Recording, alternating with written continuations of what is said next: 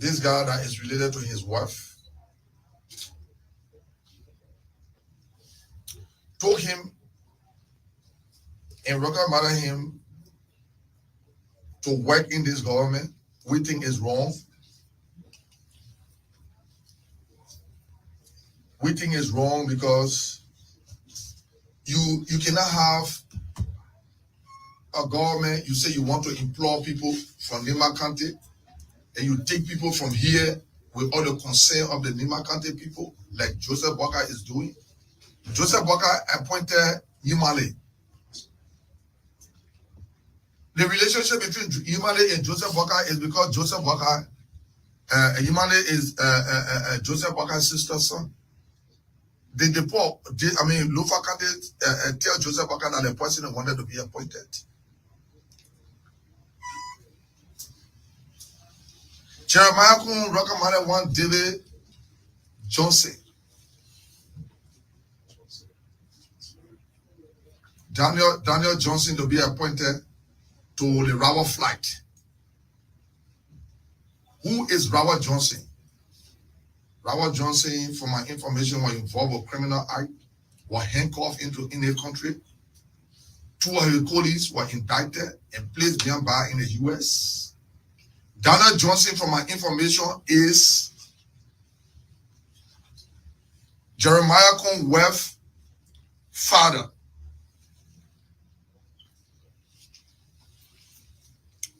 You will say I'm crazy, may I go and check it out and see that lie. We did not bring this government to power for our relatives to be employed. We see Yomli Kanga Lawrence and Jeremiah going to Turkey to bring a company in this country to take over the Buchanan port. People will say, oh, but what happened? What happened? Nothing happened between Yomli and myself. The reality must be the reality. We did not bring this government to power for people to run after their personal interest. And people are running after their personal interest. You're going to check it out about the Johnson guy. And you'll prove me wrong. If that Johnson man, Jeremiah Kun West, stop feeling what living with.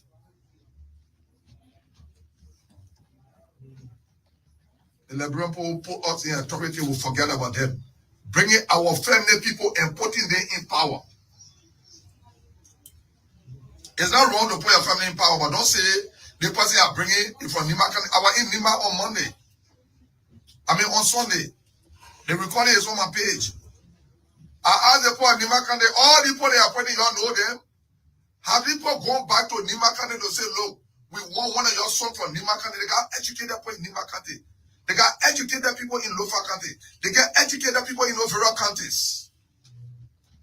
But we sit here, the wrong thing that we wanted to change, the same thing still going on. Joseph Walker, let me tell you the truth today.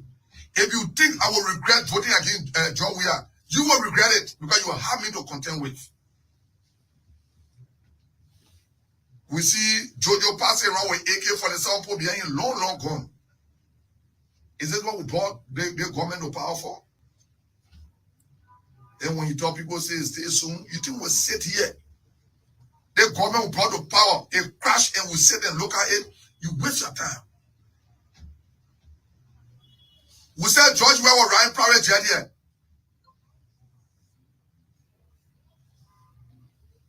What is our president doing today? Is it not Ryan private jet? You think I will regret voting for the opposition? I would not regret it, but you will regret it. All that you put in power that running after your own interest, the Yomli, the Jeremiah Kun, the Joseph Walker. I think Joseph Walker going to a private doctor to go take drugs test. Joseph Walker, you do nothing, you take drugs test. You will do pound one test. Because anybody that is inconsistent with what they want to do, that means they honor the influence or something, and Joseph Walker believe that you are under the influence or something. That's why you're making an appointment and okay. All right. So thank you very, very much. You brought disgrace to yourself yesterday. I'd like to say good evening, good morning, and good afternoon. My name is Sheku Kuruma, and I'd like to say good evening to all of you in Liberia, those of you um, across our country. We'd like to say also good evening to you, good morning to you. Let's have some powerful and beautiful time together here. And this one radio. Oh, this is Blaze Communication Network. We broadcast from Monrovia. Um, and we broadcast from Monrovia. It's our hope that we have some powerful and wonderful time together here this time. So we'll be going over to our correspondent tonight. Our first stop is going to be in in Margibi County. Margibi County, we have our correspondent there. He's Benson Mattis Moko. Benson Moko is there in Margibi County. And Benson will be telling us tonight what's happening there in Margibi County. So at this point, let me see what I can get connected with Benson Mattis Moko there in Margibi County. Benson, good evening, and how are you? Well, Sheku, good evening, and I'm not too good, but I just have to. How is it? I'm okay, Benson Moko.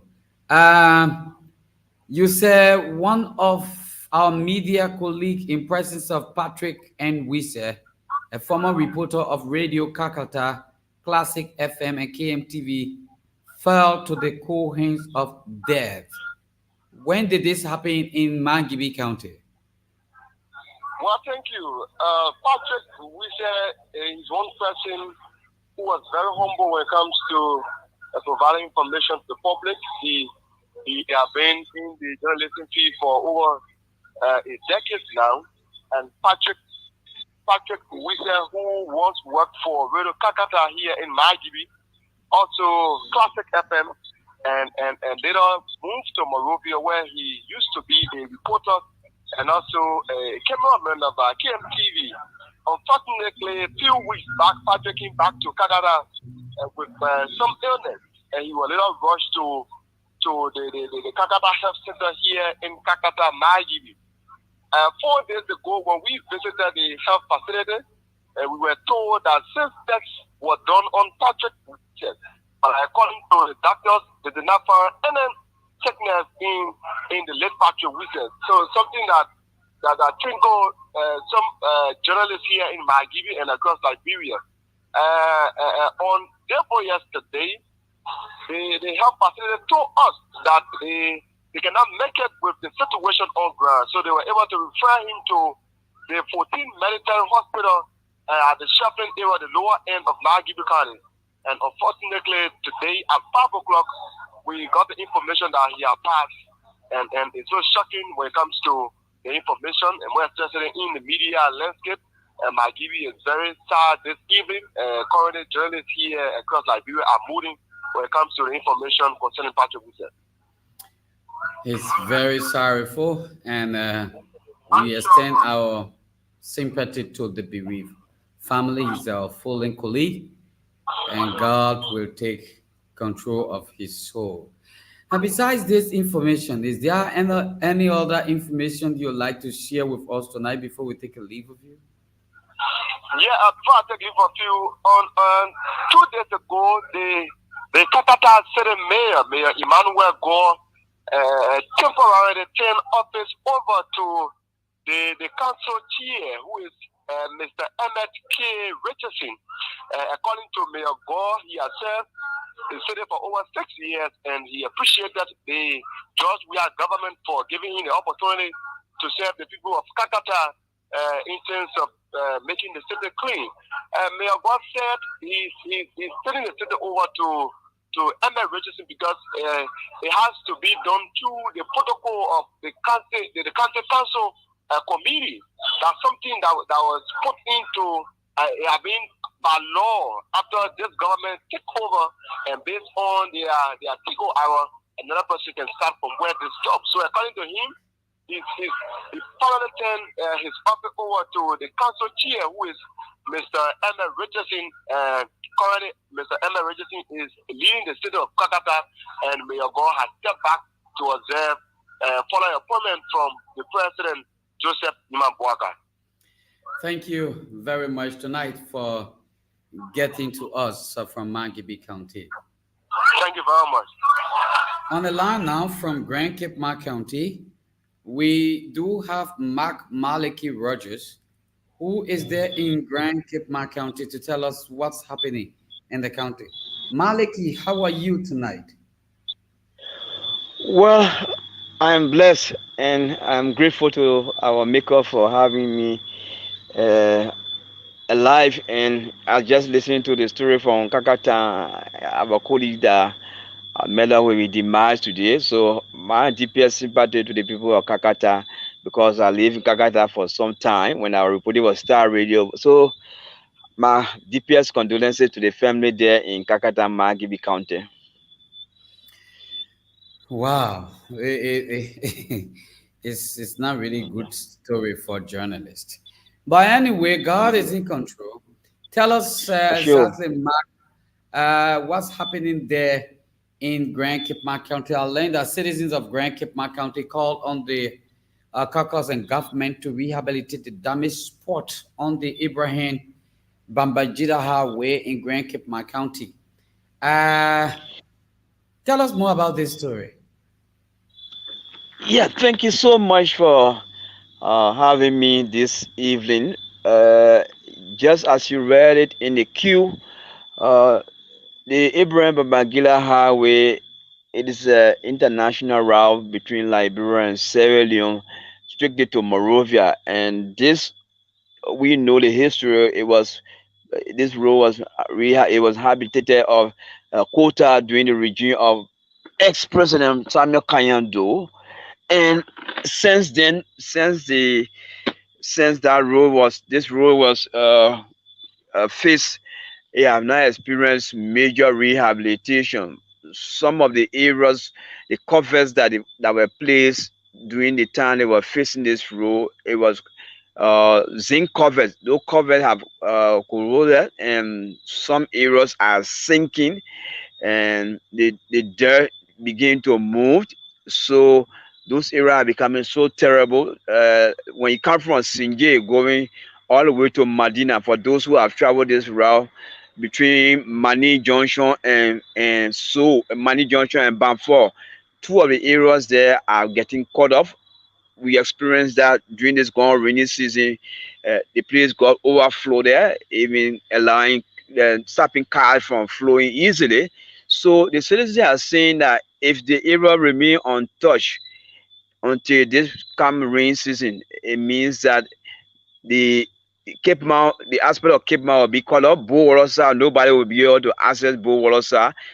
So they are calling on the caucus and national government to begin to see how best they can recondition that area, either to move that zinc cover and put a concrete cover and face that place, or else meaning that when it rains, that entire place will be flooded and no car will have easy access to come to Buwalasa, and it will be causing an untold suffering to the people because there will be no food coming from Monrovia reaching to the end of Grand Cape Mount County on the, to Buwalasa and Sinji, and all will be called off.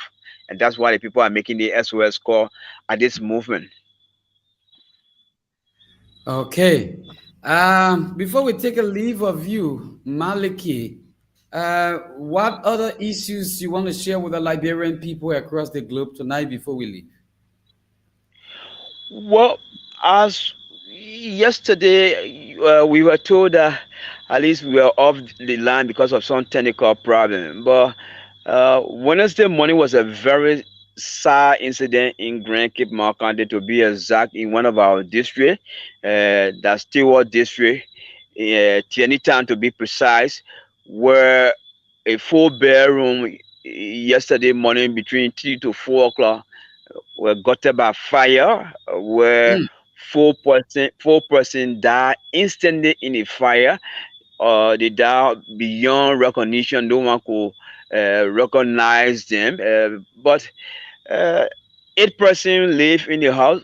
Three managed to escape. And the story, what we gather is that the mother of the 3 children uh, wake up in the morning. Between that time, she tried to light fire. She lighted the fire on the copper and set the copper right to the door, her room door, went back to sleep. And many of the horses, people have do kiting. Mistakenly, the kiting went into the fire and started burning gradually until it consumed the entire dough. Before the people could wake up from the bed, now the fire have just consumed the entire family because the four of them sleeps in the same room.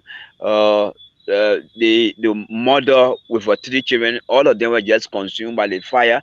The other people who were in a different room, they managed to come out of the house, but they never came out with any of their belongings. All of their belongings were consumed by the fire. They came outside naked and they started asking other public people to provide them lappers and other things. So that was a very sad news for the people of Cape Mount yesterday. But uh, the ashes were buried.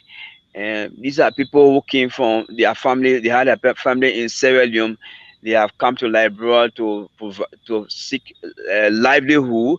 Unfortunately for them, they left in a fire incident yesterday. So it was a very sad news for the people of Grand Cape Mount County. Thank you very much, Mark Maliki Rogers, for talking to us tonight. Thank you. You are most welcome. Thank you for having us. Okay, that's our correspondent there in Grand Cape Mount County. But we're going to cross over to Ramsey Clark. Ramsey Clark happened to be our Bond County correspondent there in Bond County. As soon as we get Ramsey picking up his phone, we'll definitely let you to know what's happening there in Bangabon County. Nimba County District Number 2 Representative Nyan Flomo Sr. has committed to ensuring the passage of the Act for the ownership, management, lessons, and operations of community radio stations in Liberia. Our correspondent there in Bangabon County has the rest of this story. How are you tonight, Mr. Clark? I'm okay. Bon County is okay at the moment. Ramsey Clark is our correspondent in Bangabon County. Ramsey, tell us what's going on. We just heard about this, and Nimba County District Number 2 Representative Nyan Flomo, committing himself to ensuring the passage of Act for the ownership, management, lessons, and operations of community radio in Liberia. Tell us more. He made the statement at the celebration of World Radio Day when he was delivering a keynote address. He's one person who is more aware of challenges confronting radio stations across the country. So he said he will ensure that he passes the act in order to support community radio stations across the country. Because, most of the time, journalists, sometimes when they are sick, to see medication, it becomes difficult. Even people who are working to the different stations, their earnings cannot sustain them and their family. So, considering all those different challenges surrounding, journalism in the country, he wants the act to be passed. When this is passed, it will help support journalists. It will help support radio stations. It will also help, to make journalists themselves self-reliant, because they will be empowered through the act where there will be budgetary allocation to radio stations. There will be budgetary allocation to different media organizations, so they can use those money to invest into a particular activity, that will help keep them up while they charge their different responsibilities. Because maybe aware, information from journalists are information people in the country feed on. So they feed on those different information to do different things, to carry out development activities across the country. So the people providing the information, they are people they are now working. In fact, there are people struggling. So once the people are struggling, at a certain point in time, you observe that they want to align with certain politicians. So information provided by them at that point will not be information, or the information will not be truthful.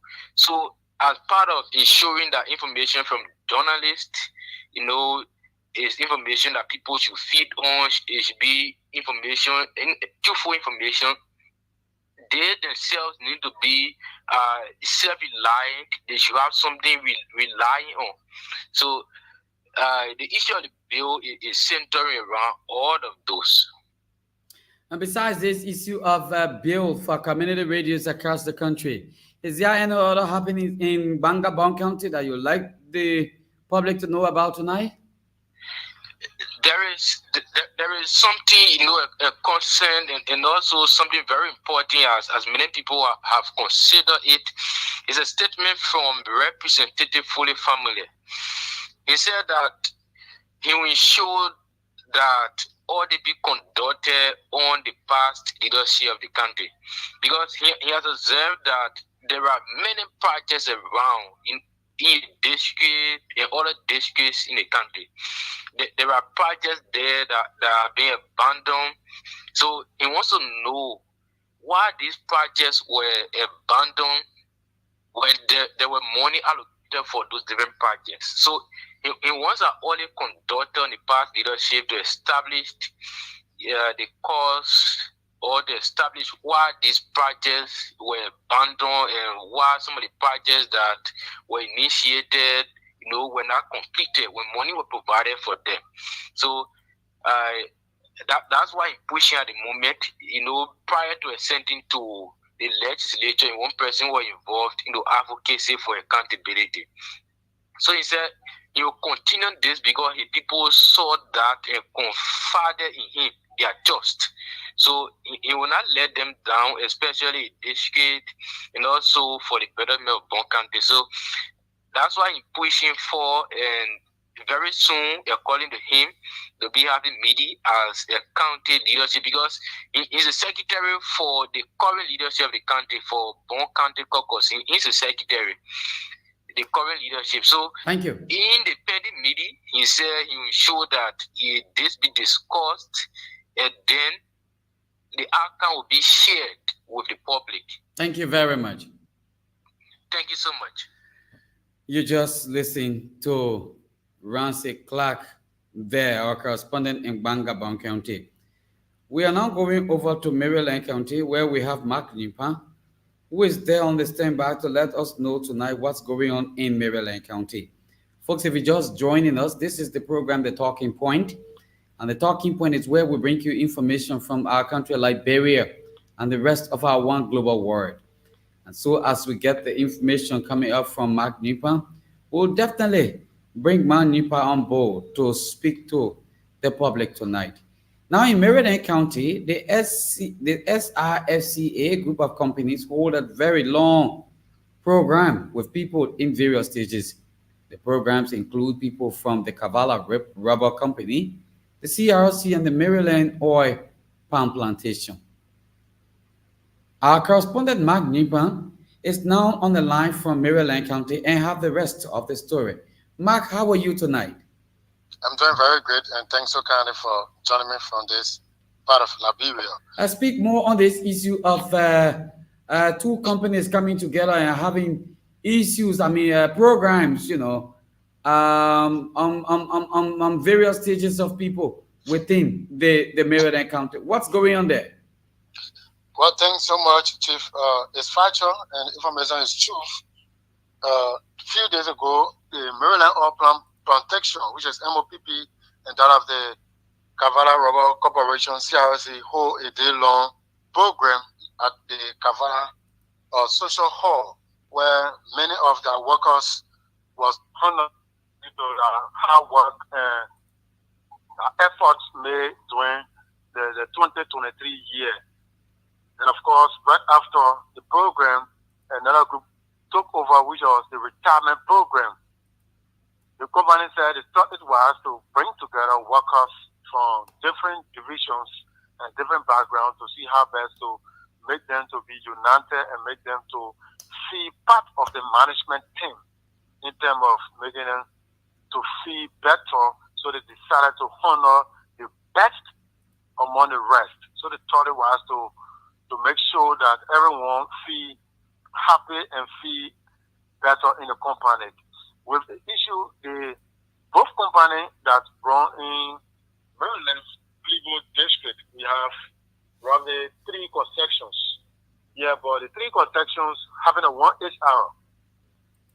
So instead, he brought together that idea to see how best the program can be here at the same time, which is the Maryland Oil Palm Plantation and that of the Cavala Rubber Corporation in presence of Mr. Lawrence L. Tozo, who is the Human Resource Manager here in Maryland County. So, in thought it was to make sure that the company do the needful in terms of bringing the community and the company together, because the company cannot survive without the community dwellers. Okay. So he was thinking that the community themselves be part of every aspect of the company activities in terms of interrelationship. That if the company have an issue, the community should be aware. And if the community have an issue, the company also should be part of the issue in terms of relationship building, because the company do it without the community.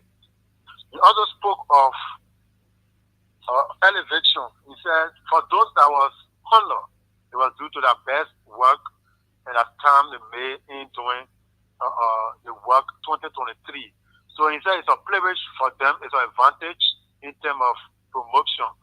They are edge ahead of their colleagues, because one, the company spot them out. There could be a way that anytime they have a vacant slot, left elevation, they could elevate any of them that qualify for that position. Okay. Thank you very much, Mark Nimpan, for Maryland County Report tonight. It's my pleasure, Chief. If you're just joining us, this is the Talking Point. Gibson Jeru is the host of this program while I'm in Liberia as the co-host. Let's now see whether we can go over to Grand Judea County, where we have Oliver Zelle, who happened to be the correspondent from that part of Liberia. As soon as we get Oliver on the line, we will definitely bring Oliver over to you. But folks, we are here tonight and bringing you information from Liberia and the rest of our One Global World.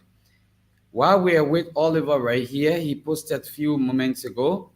He said the Liberia Drugs Enforcement Agency Grand Judea Detachment has arrested Emmanuel Duell and Prince G. Gay with goods worth 18,000 Liberian dollars and forwarded to Zwedru Magisterial Court under the Commission Illegal Possession of Narcotics, Substance and Illicit Drugs Trafficking at Gate 5, Grand Judea County.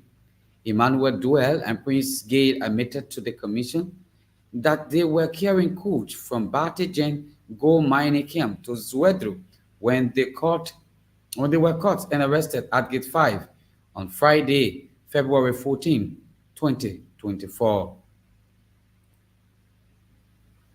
Lawrence S. Tarley, Chief of Operation at the Liberia Drugs Enforcement Agency, Grand Judea Detachment, said the LDA action is in accordance with the policy of the institution. LDA boss told our reporter that forwarded to court when guilty will be handled within the confines of the law.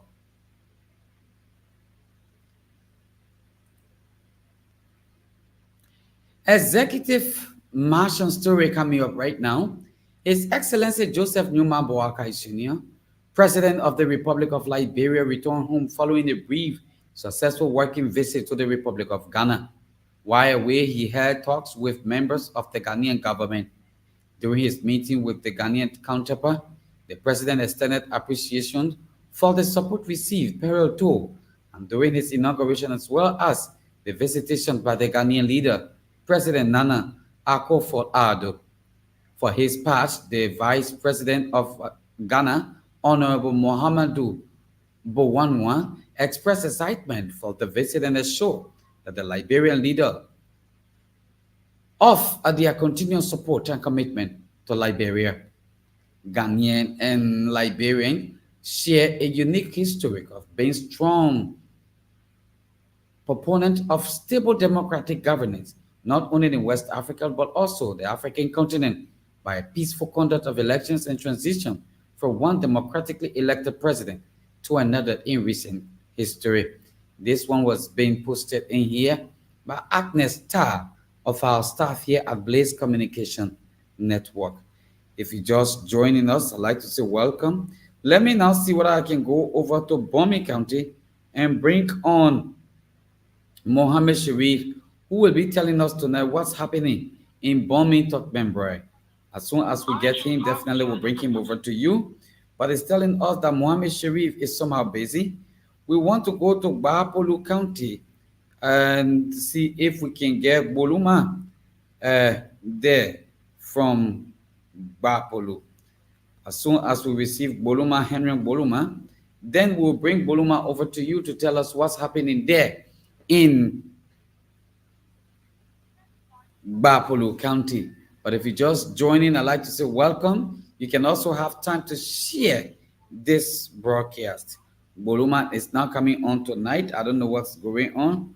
Let's go over to bring Musa A. Musa there in Grand Bassa County. And we hope Musa will be set to give us information here on this program as well. Welcome. This is the talking point this night. We start by making sure those people that we bring to cabinet are people of integrity. And secondly, want to make sure that even beginning with myself, we'll declare our assets and want to make sure that this is well known, the purpose of coming to government, to know that it's public service. And if you are not ready to serve the public, you can go elsewhere. But we want to make sure that we start on a clear note that the people of our country stood on line, they protected the votes, not to bring a team again that will do the same thing that the other people are doing or worse. So it's a clear message, declare your asset, make sure that we are prepared to audit the outgoing government so that they tell the Liberian people of their stewardship, and to make sure that we start on a footing where people know that they come to serve the public and not themselves. If they don't understand that, they actually fall where it may. Mr. President-elect, you talked about asset declaration starting from yourself and the people who work with you, as well as the outgoing administration. How do you plan to avoid the semblance of targeting people? Because some people will say these are politically motivated to tarnish their reputation or to go against them, people from certain tribes or specific parts of the country. How do you plan to avoid this? We are aware of that. And when we talk about auditing, it's not going to be a Liberian auditing. We want to make sure that our international partners work with us for a public tender, for competent and renowned auditing firm that will be qualified at an international level to make sure they come on board to do that.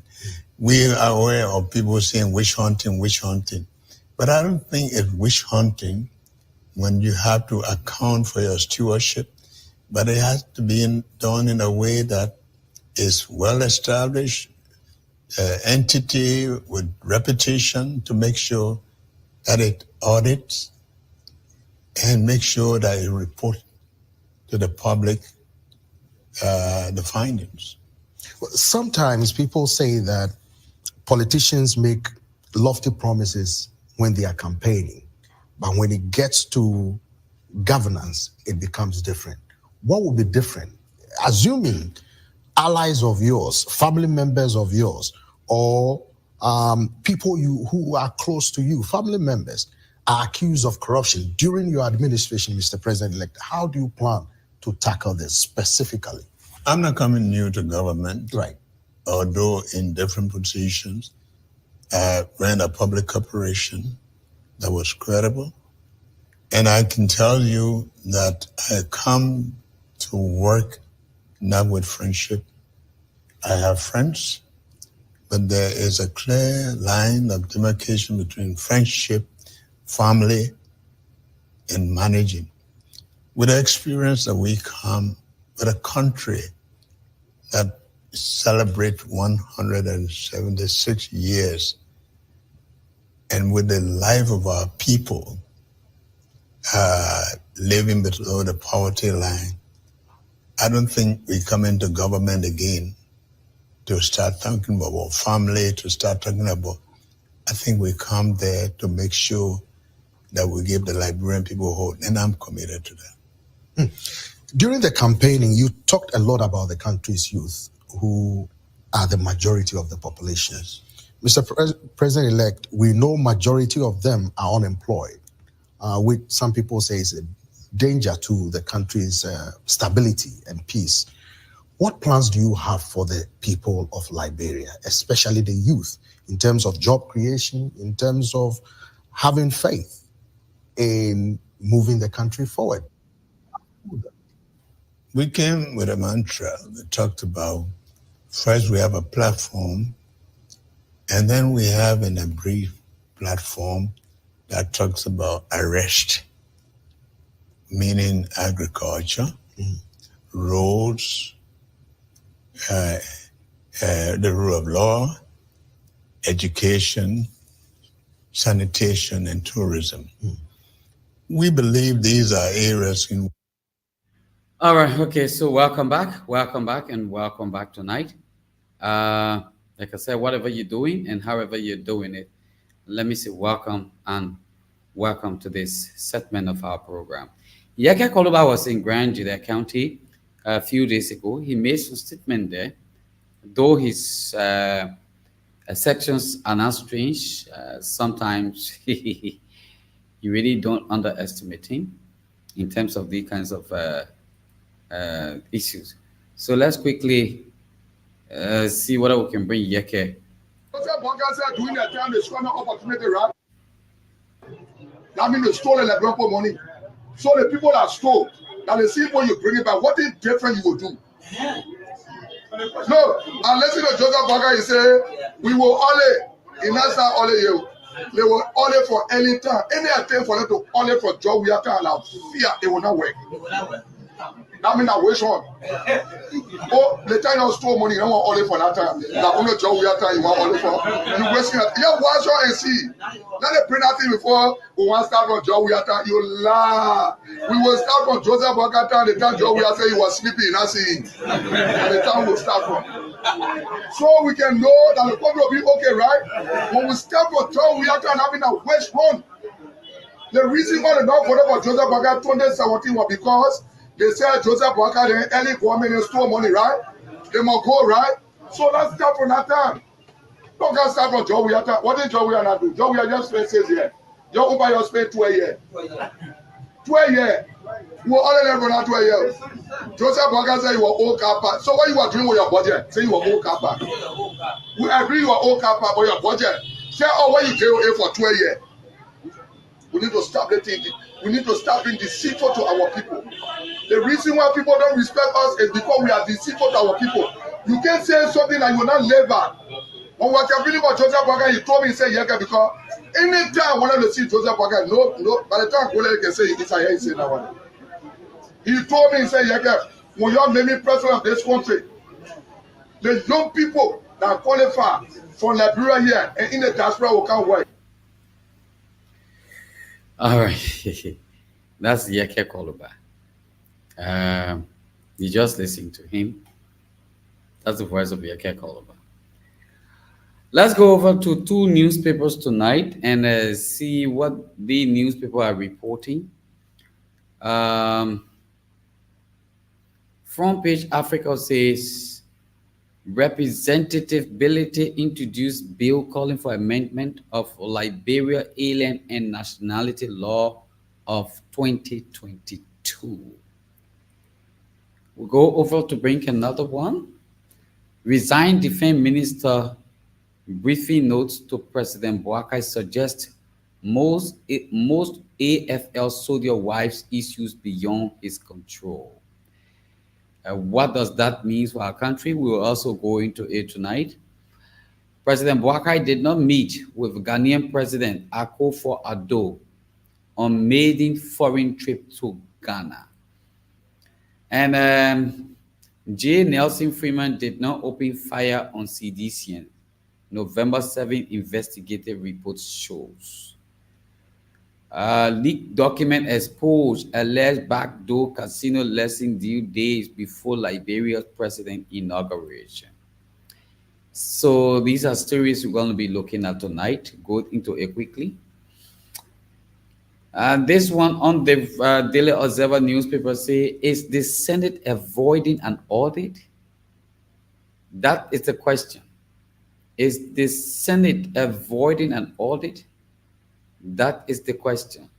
So let's begin with this paper right now. I see the photograph of Nyombli Kanga Lawrence, happened to be the Senate pro tempore. So I see her photograph here on this. One is the Senate. This is how it looks like. Nyombli is right here. On this, I can see the photograph of Nyombli Kanga Lawrence. And let's see what I can bring you this story here right now on this note. And they say, just shy of requesting an out-strict audit, the body wants the GAC help to conduct a financial management system assessment of a Senate that is barely 4 weeks old. What does this concern the Liberian people? Let's bring it over to you and go through it with the reading. The Liberian Senate of the 55th Legislature has disclosed that it's embarking on various reform initiatives geared towards promoting accountability, transparency, and fiscal prudence in the management of the Senate. As part of the reform initiative, said a letter to the General Auditing Commission, the Liberian Senate would like to for the Auditing General to conduct a financial management system and control assessment of the Senate operating environment for the current period. According to the communication signed by the President pro tempore of the Senate, Nyombli Kanga Lawrence, and addressed to the Auditing General of the Auditing Commission, P. Gaswa Jackson Sr., the assessment will include review of the Senate accounting and financial management process, policies and procedures, financial reporting, internal control and document management system, and the compliance with applicable laws and regulations. The objective of this assessment, pro tempore Lawrence noted, is to identify areas of weaknesses in the financial management system and control environment. Thereafter, the GAC will recommend improvements to ensure the Senate financial management system and control environment are operating effectively and efficiently. Does this mean that the GAC will even do the auditing? That is a clear indication that there is likely possibility no, it's not going to happen. So let's leave this right now and we'll go over to bring you the Musa Belity story here. Let's quickly present it to you here on this program. The Musa Belity story. So we see the photograph of Musa Hassan Belity, who is a lawmaker there in Nimba County, I'm sure district number 7. So let's go for the story right now and let you know exactly what is it saying here tonight. Representative Musa Hassan Belity, District 7 Nimba County, has introduced a bill seeking the amendment of the Liberian Alien and Nationality Law of 2022. In a statement accompanying the draft law, Representative Belete described the proposal as an omnibus bill intended to comprehensively revise and codify all laws concerning immigration, naturalization, and nationality. He said that this is not compatibility with the modern global reality. What the bill says: the bill proposes a much needed overhaul and modernization of these laws, particularly in the areas of citizenship, immigration, and naturalization. It aims to align with our policies with contemporary global reality, taking us from forward and addressing the pressing need for reform. Hassan Belete cited. He highlighted the recent years have been growing international concern regarding Liberia's citizenship, immigration, and naturalization policy, underscoring the importance of updating these policies to promote national unity, economic and social development, and effective foreign relations. The proposed amendment, according to Representative Belete, seeks to eliminate barriers to citizenship for natural-born Liberians and their descendants, streamline immigration and naturalization process, and remove outdated discriminatory provisions, including coordinate references. Liberia, funded by free African slaves from the U.S. and the Caribbean with the support of the United States government, crafted a stringent nationality law in 1973. The law imposed strict regulations such as a ban on dual citizenship and restriction on non-Black acquiring citizenship, echoing provision dating back to 1847. However, in July 2022, the Liberia amended this law to permit dual citizenship, allowing Liberians to retain their nationality after acquiring a second citizenship. Additionally, individuals can now claim Liberian citizenship through maternal linkage. However, a Negro clause in the Alien and Nationality Law stating that only people of Black African descent can be citizens was untouched. The new law also restricts dual citizens from occupying elective positions and from being governor of the central bank, finance minister, defense minister. Dual citizens seeks to run for office have to renounce the citizenship of another country at least a year before the date of the elections. Why? Why, acknowledging the progress made with the 2022 amendment, Representative Belete emphasized the need to disguise outdated and protectionist policies inherited from the colonial era and embrace a more open approach to immigration as a catalyst for economic advancement.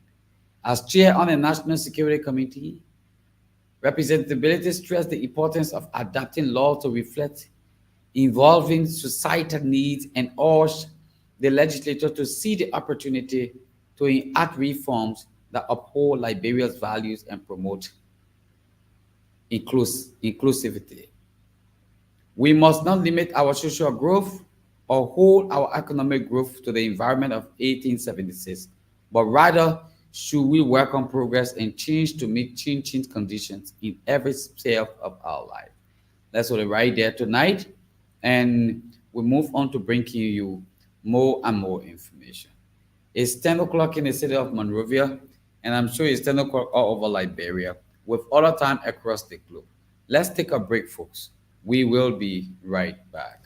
We start by making sure those people that we bring to cabinet are people of integrity. And secondly, want to make sure that even beginning with myself, we'll declare our assets and want to make sure that this is well known, the purpose of coming to government, to know that it's public service. And if you are not ready to serve the public, you can go elsewhere. But we want to make sure that we start on a clear note that the people of our country stood on line, they protected the votes, not to bring a team again that will do the same thing that the other people are doing or worse. So it's a clear message, declare your asset, make sure that we are prepared to audit the outgoing government so that they tell the Liberian people of their stewardship, and to make sure that we start on a footing where people know that they come to serve the public and not themselves. If they don't understand that, they actually fall where it may. Mr. President-elect, you talked about asset declaration starting from yourself and the people who work with you, as well as the outgoing administration. How do you plan to avoid the semblance of targeting people? Because some people will say these are politically motivated to tarnish their reputation or to go against them, people from certain tribes or specific parts of the country. How do you plan to avoid this? We are aware of that. And when we talk about auditing, it's not going to be a Liberian auditing. We want to make sure that our international partners work with us for a public tender, for competent and renowned auditing firm that will be qualified at an international level to make sure they come on board to do that.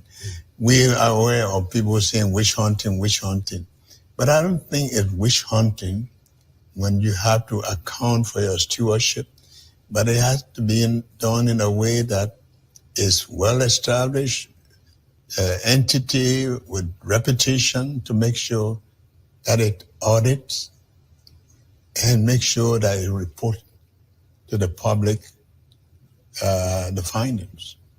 Sometimes people say that politicians make lofty promises when they are campaigning, but when it gets to governance, it becomes different. What would be different? Assuming allies of yours, family members of yours, or people who are close to you, family members, are accused of corruption during your administration, Mr. President-elect, how do you plan to tackle this specifically? I'm not coming new to government. Right. Although in different positions, I ran a public corporation that was credible. And I can tell you that I come to work not with friendship. I have friends, but there is a clear line of demarcation between friendship, family, and managing. With the experience that we come with a country that celebrates 176 years, and with the life of our people living below the poverty line, I don't think we come into government again to start talking about family, to start talking about.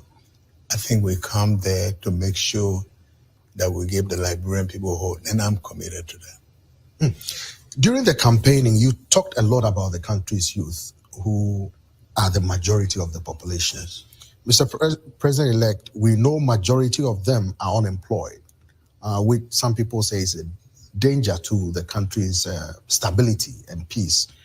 What plans do you have for the people of Liberia, especially the youth, in terms of job creation, in terms of having faith in moving the country forward? What do you have for them?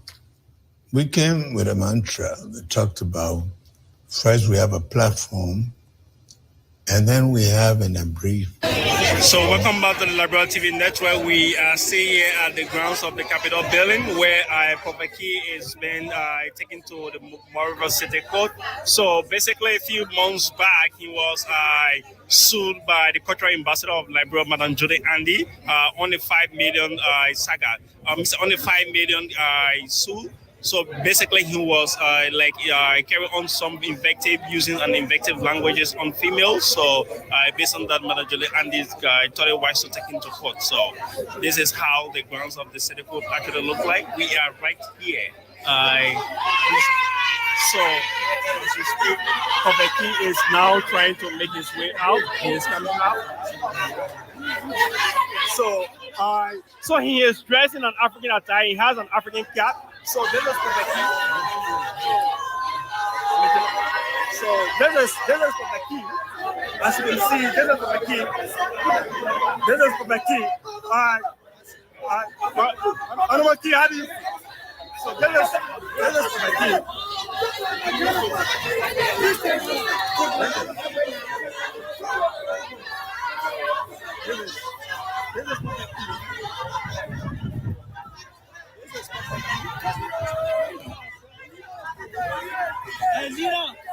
So he's been well celebrated.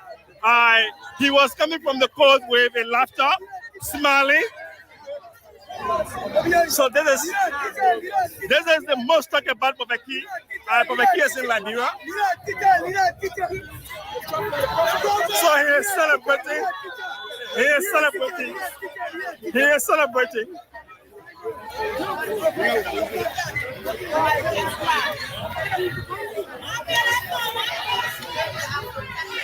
So he is waving, jubilating to his supporters.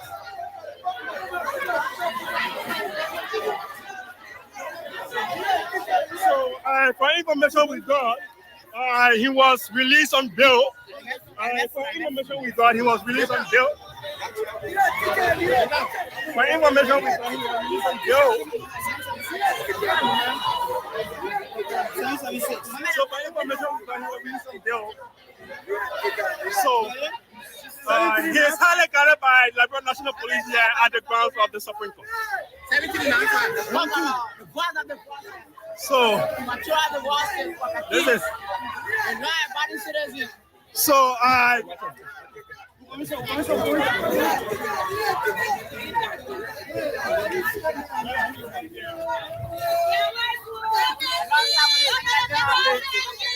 position movement.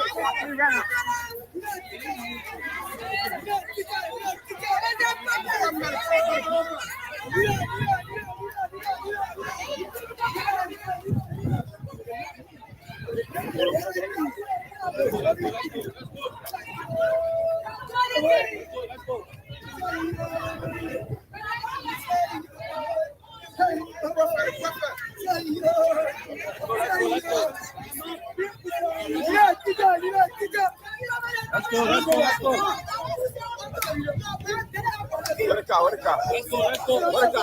So, Anumaki, how do you feel? Can you talk to the press? How do you feel being here? So, Anumaki, so it means that if you refuse to talk to the press, it means that your action, you don't have any regret for such. So, don't you have any regret for your action? Anumaki, don't you have any reaction?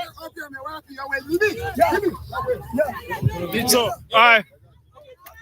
Anumaki, what's that? No way.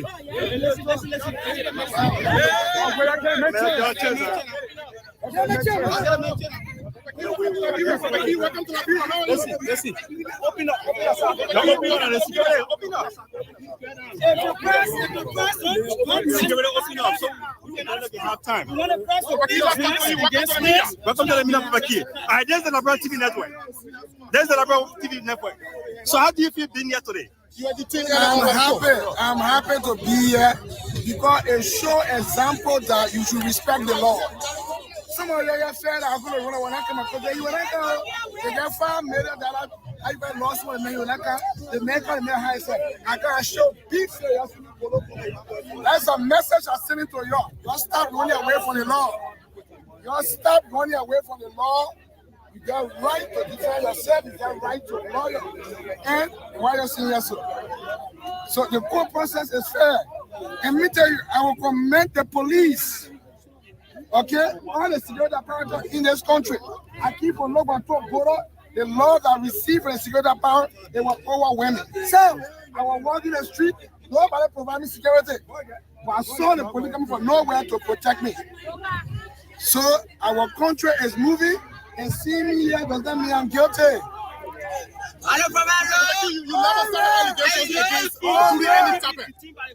You never started allegation against Judy Andy. What proof have you? About all of those allegations you never against her. Let me tell you something. Look,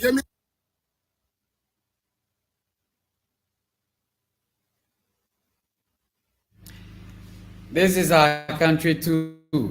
This is Liberia. Ah, yeah, God.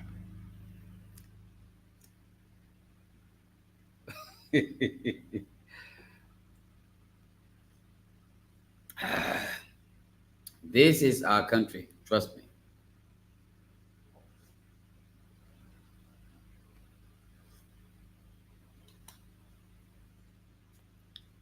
This is our country. Prophet Key is being celebrated in our country, Liberia, for causing my cause. I'm still waiting for Gibson Jeru. And like I said, as soon as I receive Gibson, then I will push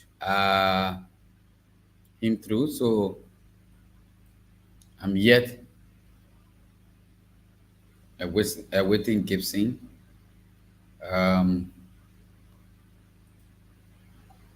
Gibson is supposed to be here any moment from now with some of our panelists. Panelist Solo, please, you have to go in the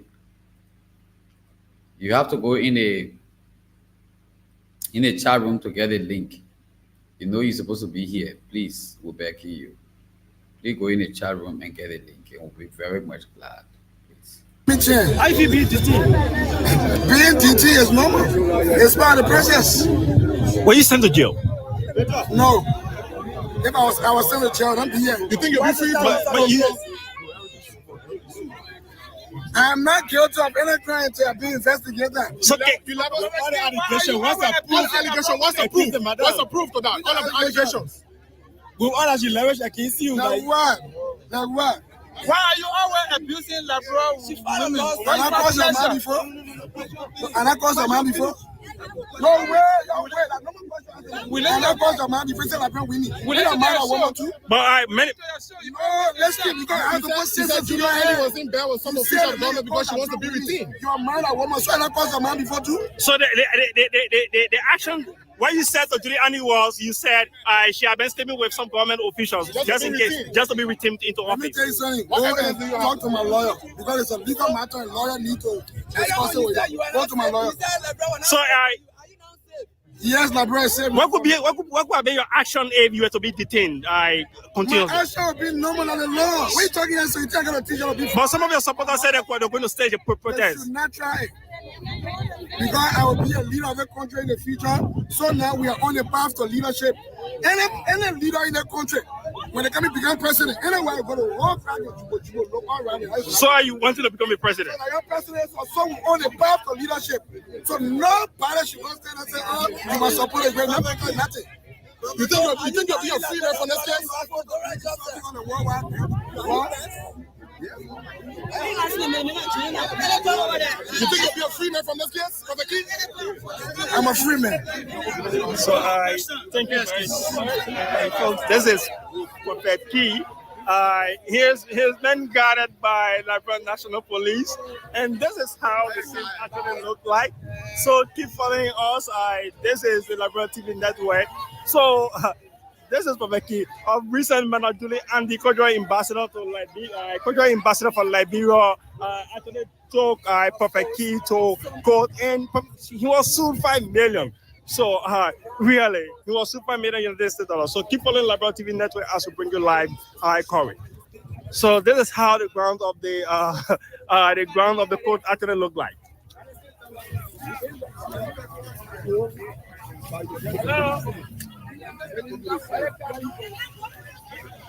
So this is his vehicle.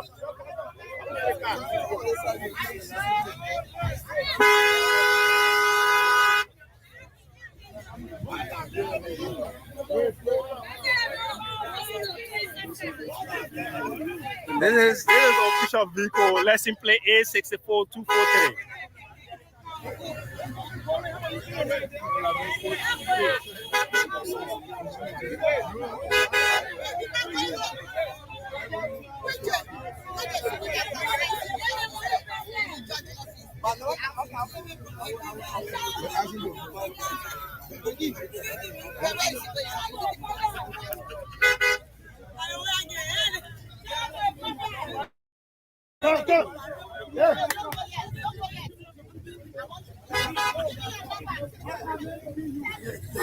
So one of the supporters is asking for the key number.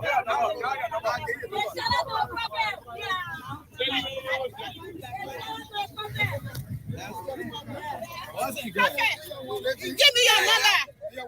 Yeah. Always give money to put away for it. Yeah. And then don't start. That continue coming here. Give me your number. Give me your number.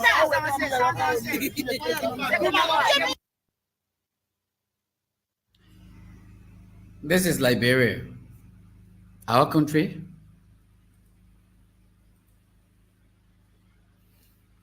Our country.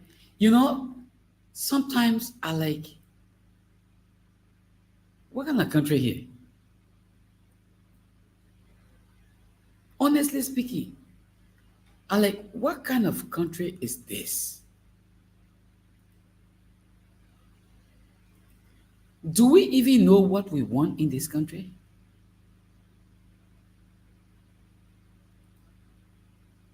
Do we even care to really know what we really want as Liberians in this country? Hey! Do we care to know what we want in Liberia?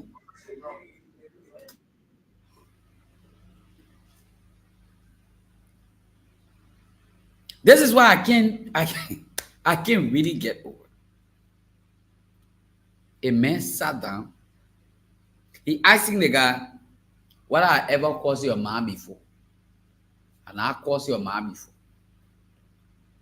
Liberian women are healing him. Liberian women even went to welcome him. A man look at a woman, look at a woman and insult that woman. Curse that woman, man.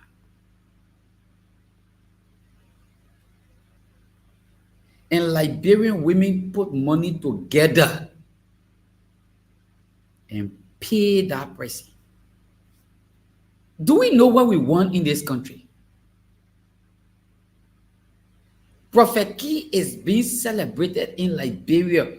Police guiding Prophet Key, moving from one place to another. Marcos now open in this country. Marcos now open in the country. Saying Liberia, there's so stupid people within this country. Once you are more stupid, it means you Marcos open in this country. One more cause now west. Jesus Christ. Are we kidding here? Let's bring in Arthur Solo. Arthur, how are you, my brother? Good evening, Seku. How you doing? I'm okay, bro. Fine. When I saw the video, we Liberian, we are drawn to negative stuff. While our friends are celebrating university building,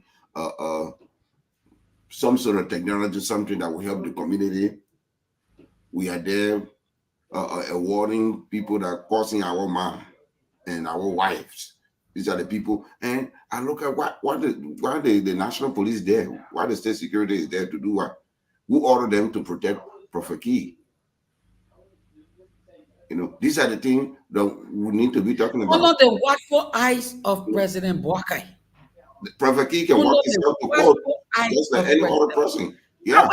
This is a complete shame on this country. I don't think Boakai knows that they're going to escort Key to. Are you kidding me? Are you kidding me, Solo? No, but I have to play the devil advocate here. No, I understand. But it's just shameful. It's just beyond my imagination. But don't worry, we'll soon have causing my institute administrator now. So maybe Prophet Key will be the minister of causing mom. We already awarding him. The idea behind it is that we don't see. This is why lots of our friends, the sister countries, they don't take Liberia seriously. Who will be even in your own community when you come from home? Say who in your own community, you cause a girl, you will not get a girlfriend. That's it.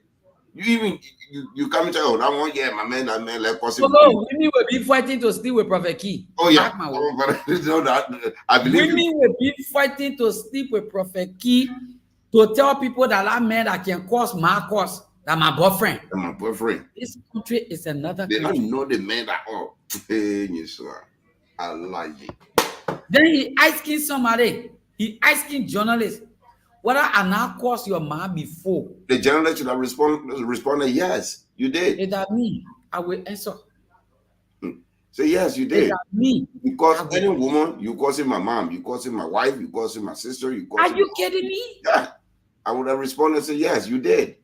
You know, but you know, I think the journalists don't want to create attention, or maybe he might be a little bit afraid of him. But when the police are there and I'm sitting behind my own platform, microphone, no, you can't do anything to me.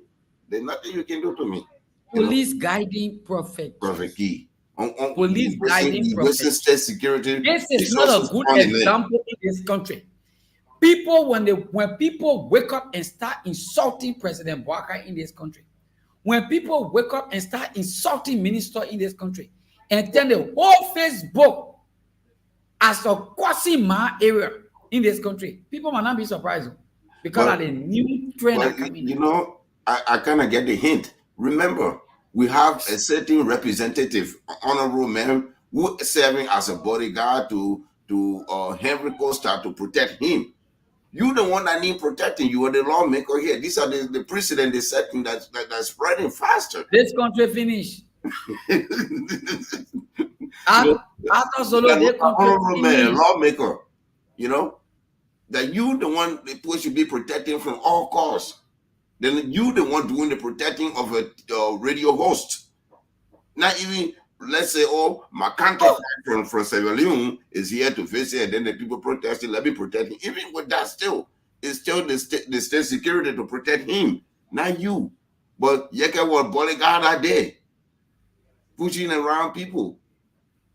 You know, but these are the people we re-elected to represent, to make laws in the country. It's just not stupid, it's diabolical. So I say Yeke Koluba, when Yeke Koluba ready to cause now, I will not talk again.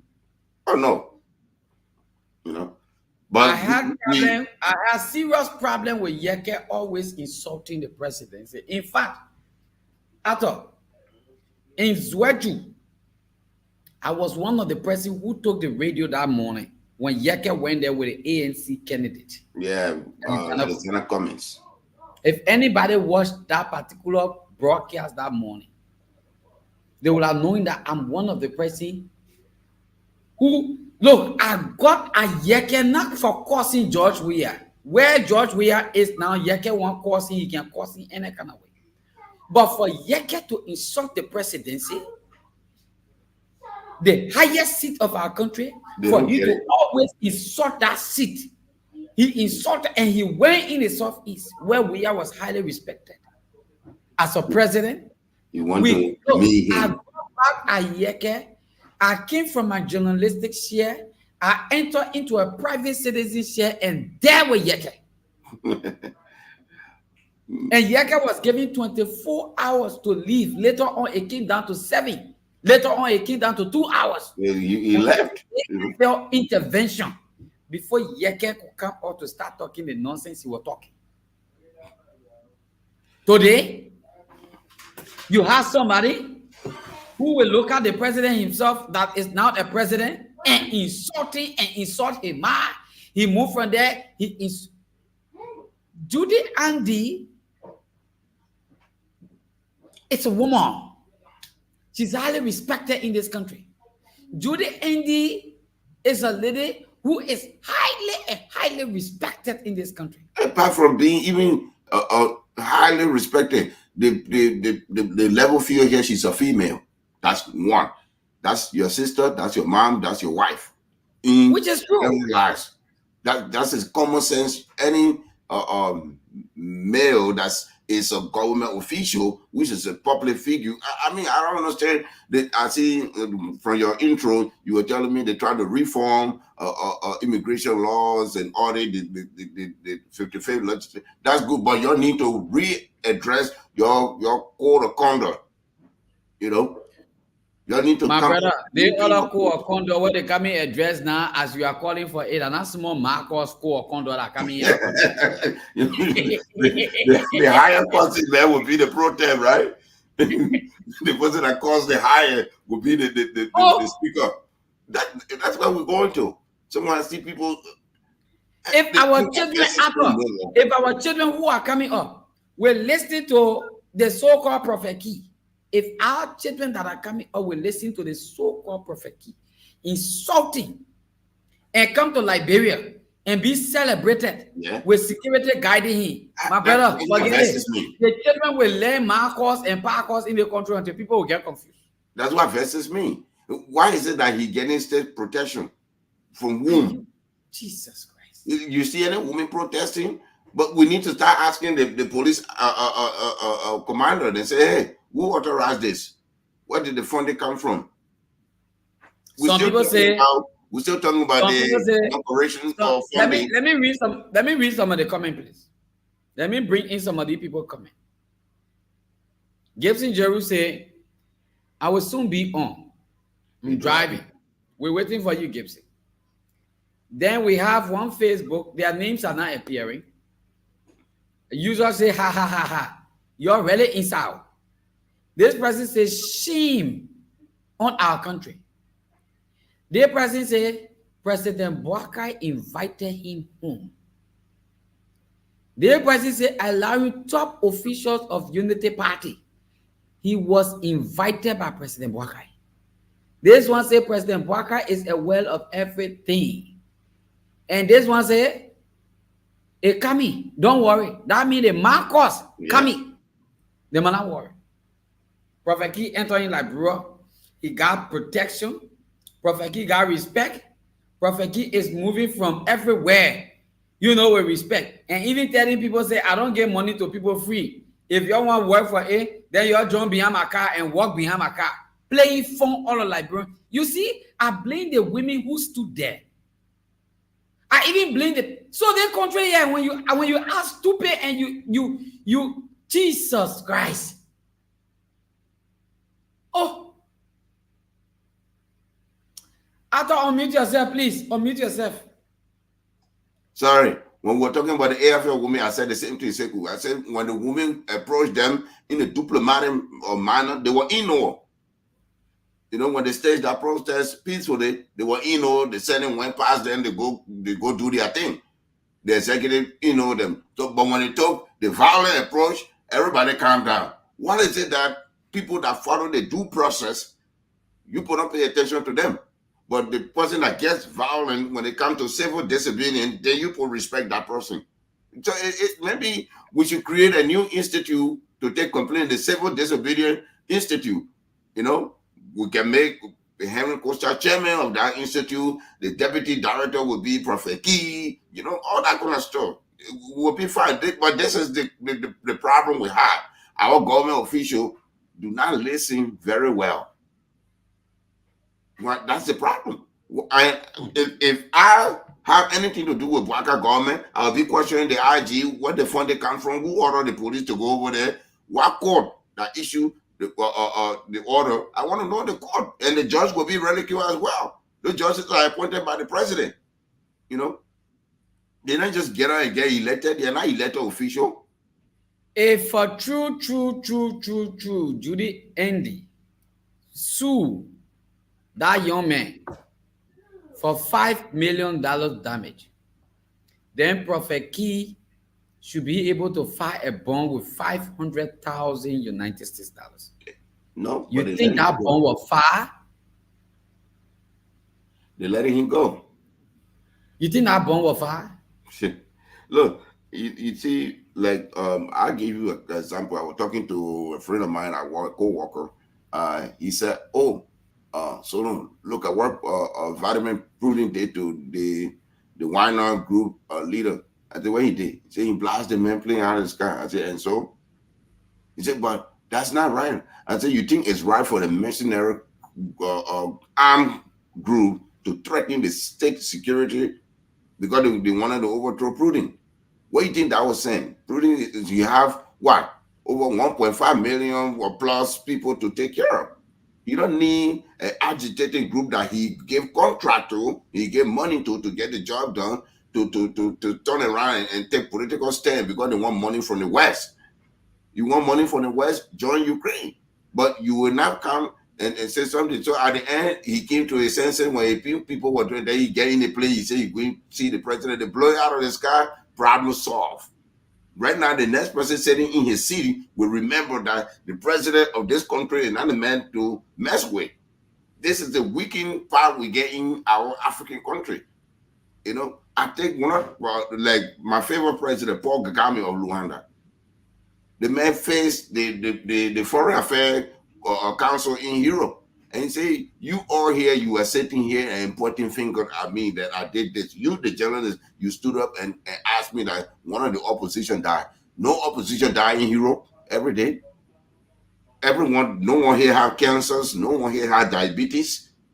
In your own European setting, I am innocent until you can prove me guilty. What is the proof?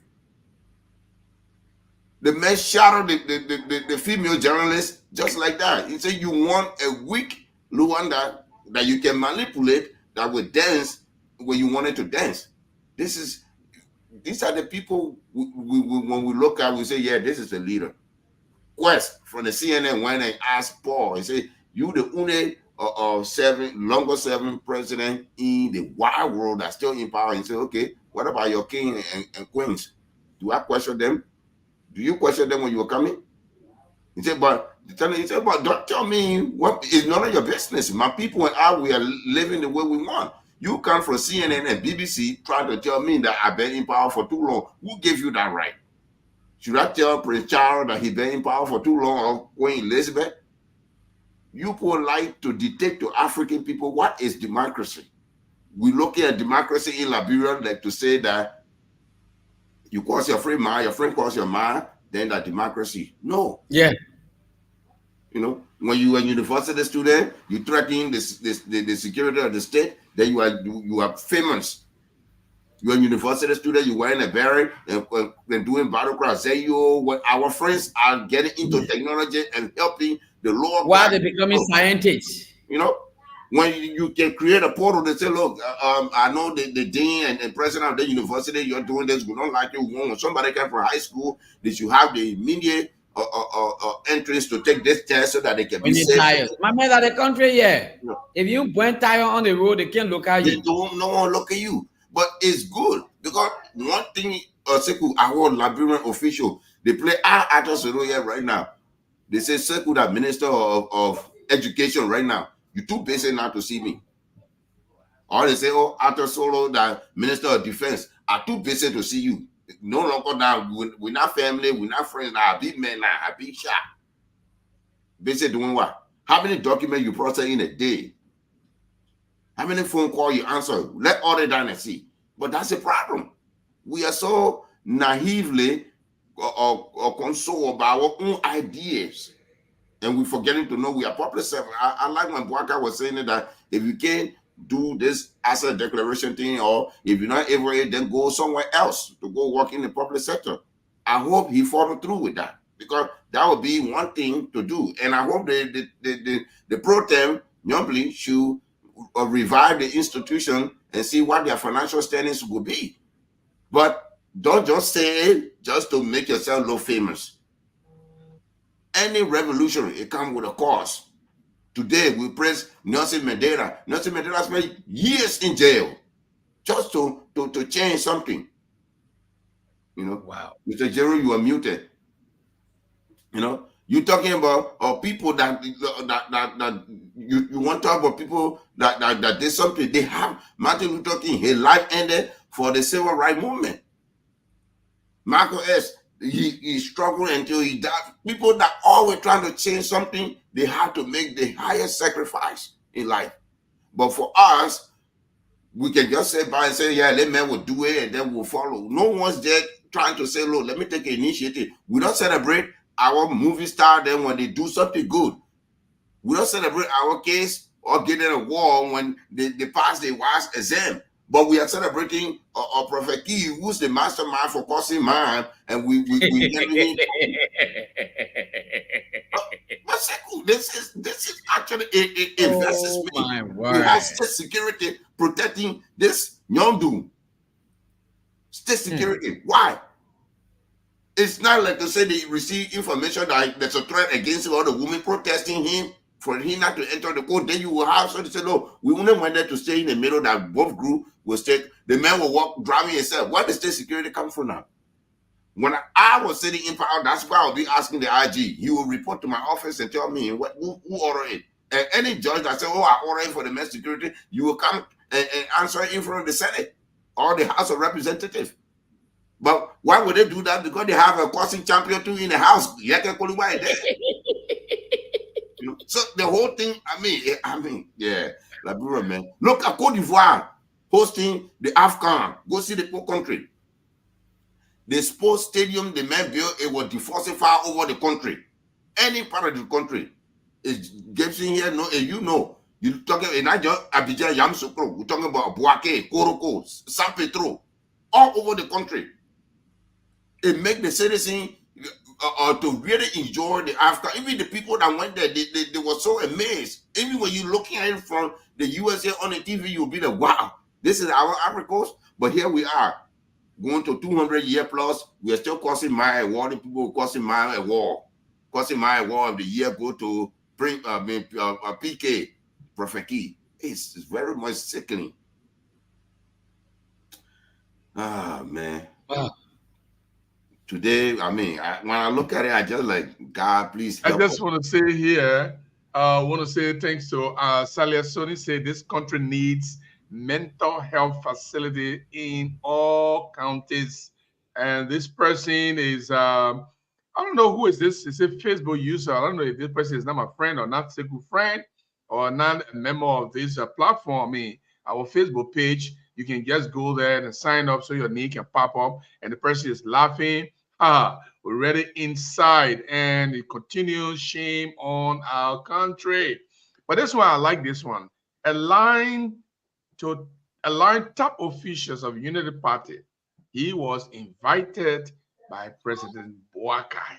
Are you kidding me? This is really, really, really, really interesting. And say President is aware of everything. Let me do this last one here and then we're anointed. That's Liberia for us right there. You know, look, I've been listening to you while I was driving from all the way, almost 2 hours, running to come be part of this show. And I was listening to Osegu. He played the video, and the journalists were asking him, why are you always cursing women, man? He said, and I cursed your man before. If I were the journalist, the actor Solo and Osegu said, I would have said, yes, you curse every Liberian women mother. Every Liberian woman. You curse everyone in this country mother, because when you curse one woman and we are listening to that, you are cursing everybody. Unfortunately, the journalists did not go that far. Well, maybe you don't want to embarrass the man. Maybe it didn't pop into his head. But this is after you said something. You and Sheku, you've been talking. I've been listening in my car throughout. Look, our problem in the country, the real problem that we have, is that we celebrate bad people. After, if I want to be popular today, let me go in the street of Morovia and beat people, send them to hospital. I will get a big job tomorrow morning in Bouakai government or anybody's government. Yeah. Because in our country, when you are doing wicked things, they celebrate you. When you are doing bad things, they praise you. In my wildest imagination ever, for me to see that Liberians will flow. Look, to the point that our lady is requesting for his number. Yeah. Now women pay a way to come. They send money for him to buy a plane ticket, to pay for a hotel. The women that he used to curse. But here is the problem. Because you don't like George Weah. Because you don't like George Weah officials. And the man is cursing George Weah, his wife, cursing all the officials, and you think it is good. This is the real lowest step of our moral decadence. Lower decadence. So it is we'll talk about it, but I want to bring something here. After you are constitutional, you are government man, so I want you to defend this.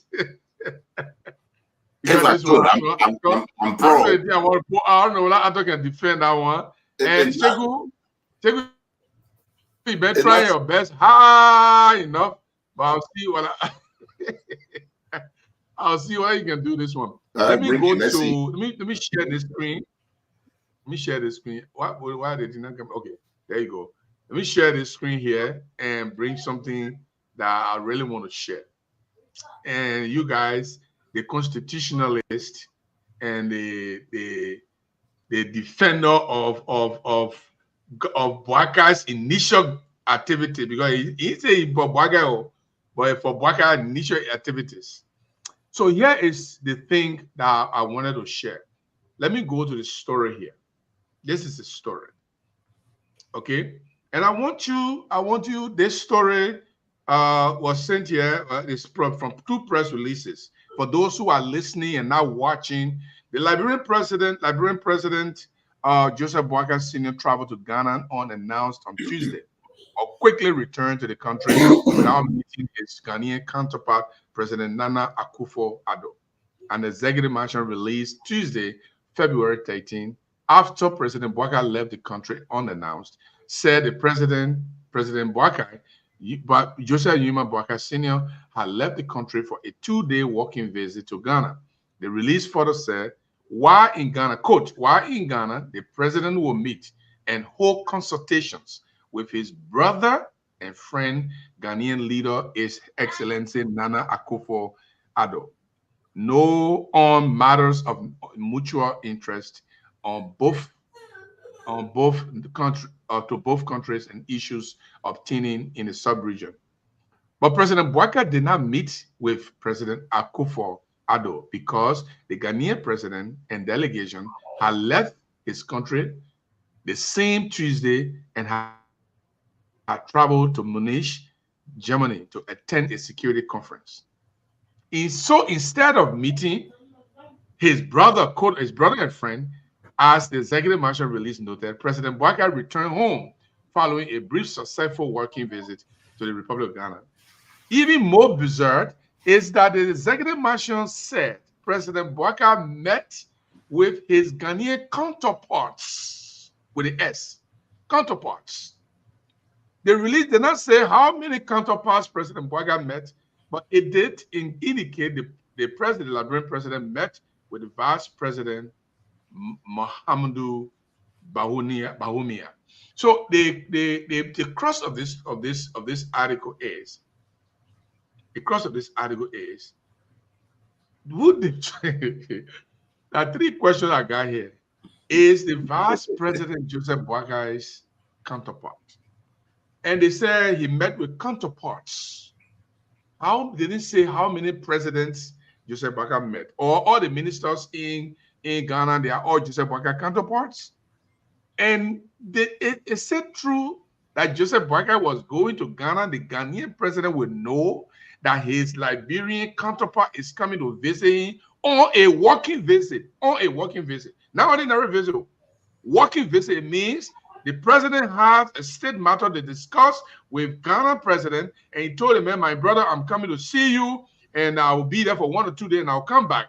And Ghanaian president knew that, and the same Tuesday while Joseph Boakai was arriving, Ghanaian president left. He went to Germany to attend a security conference. Is it true that he actually went to see Addo, or Joseph Boakai, did he go for medical checkup again? So let me go to Sekou first. I will come to you, Mr. Constitutionalist and pro-government advocate, Ato S. Solo Senior. I'll come to you. Sekou, I want you to tell me, who is Joseph Boakai counterpart? The vice president, or the president, or the ministers? Who are those counterparts that you think the release is referring to? Let me hear from Solo, yeah? I will talk my own later on. Okay, Solo. So okay, Mr. Jeru, thank you. First of all, By constitutional protocol, Bouaka has only one counterpart, which is the president of Ghana. That's protocol. That's his counterpart. Because these are the two people that stay on the same level. Counterpart means someone across from you that have the same clearance. Good. Two, I find a problem with the communication crew in Liberia or the press or whoever is handling the president day-to-day affair fail. Because there's no way you will communicate to your counterpart that you are coming to his home and he will be departing the home. There's no way. So what does it look like? Ato, what does it look like? I want us to do it, and I want to say welcome to Brother Salif, and thank you for coming at the right time. How can we say the president went on a working state visit? That's what I'm saying. To a country that the president doesn't know that he's coming?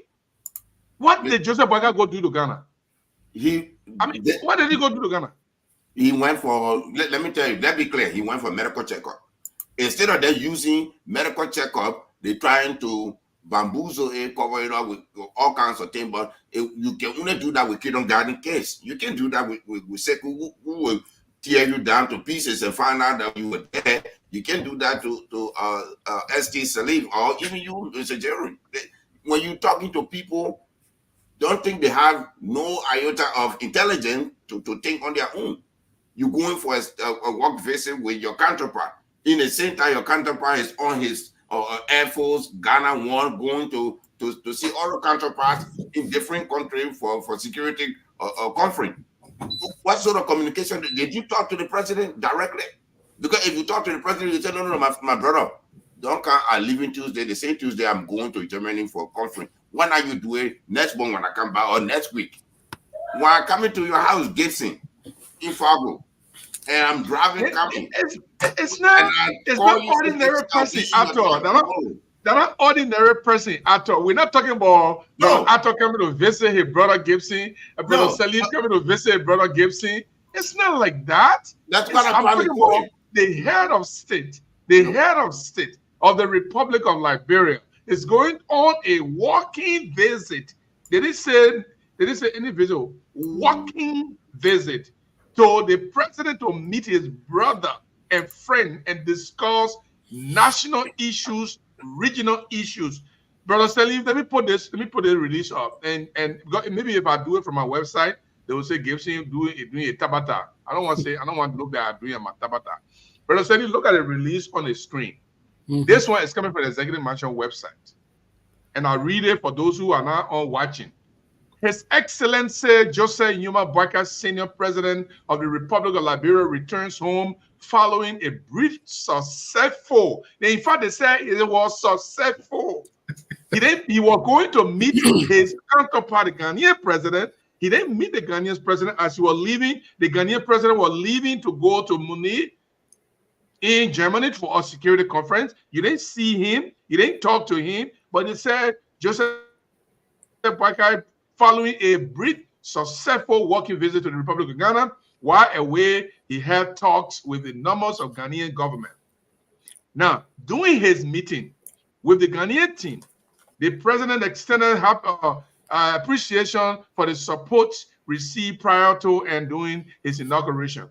But here's the interesting part. It said, for his part, the Vice President, Honorable Mahamadou Bawumia, expressed excitement for the visit and assured the Liberian leader of their continued support. So the question then is, and it said he met his counterparts. I don't know how many people make Joseph Boakai counterpart in Ghana. I don't know who all made Joseph Boakai counterpart in Ghana, but Brother Salif, I do know, and Ato Solo, I agree with you, that the Ghanaian counterpart of the Liberian president is the president of Ghana.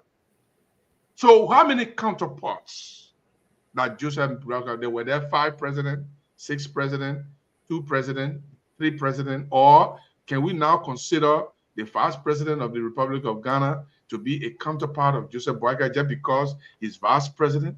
Brother Sadi, what is going on here? What don't they tell us what the president went for? The president has a right to go to get medical checkup. Let's be honest about it. And I'll play devil's advocate for this. The president has the right to go for medical checkup anytime he wants to. He has to be taken care of. He has to be saved. He has to be breathing to be able to run the country. We are aware of that. So if you say, Brother Selly, the president is going to Ghana to do a routine medical checkup, what's wrong with that? Why do you say you want to meet the Ghanaian president when the same day you are arriving in the evening, the Ghana president left in the morning to go to Germany? I don't get it. Brother Ali, help me here. Yeah. I want to hear something from you. I think the UP government or the press secretary office, I would term them as lazy liars. You know, it's just a lazy lie because it's just foolish. You know, when you do some things are just left. It's better to just be left like that, because try to explain yourself out of it, you end up making it worse. In the first place, the man was leaving. He told nobody. So why are you announcing his return? I would just leave it like that. I won't even announce his return. All we know he's in the country because he's not an ordinary person. You let us put our minds back. I hate people who have very short memory. When did we see this happen? We saw this happen during the George Weah administration. When Weah became president, every weekend he was sneaking into Ghana, going to meet his girlfriend, Jackie Appiah. And the Ghanaian president at the time was so frustrated, and he had to call ECOWAS and told ECOWAS this cannot be happening because George Weah is a president. He cannot be sneaking into Ghana every weekend. So ECOWAS had to call George Weah attention to that, and that's what stopped it.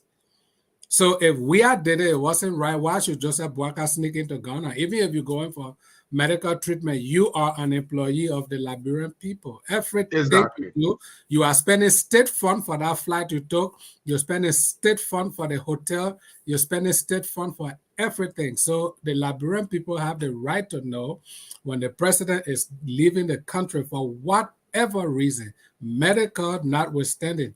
He has to let the country know that he's leaving. So to sneak out of the country and then sneak back in and say you're going for a counterpart. The Ghanaian vice president is not a counterpart of our president. He's a counterpart of Jeremiah Kung. That is a counterpart. The president cannot be a counterpart to the vice president. So I sum it up by saying they are just lazy liars. Again, I like that lazy liar part. But before I go to Sheku is trying hard to put something up. But I will go to him and I will see. This is what Anointed wrote. I want you to comment on this.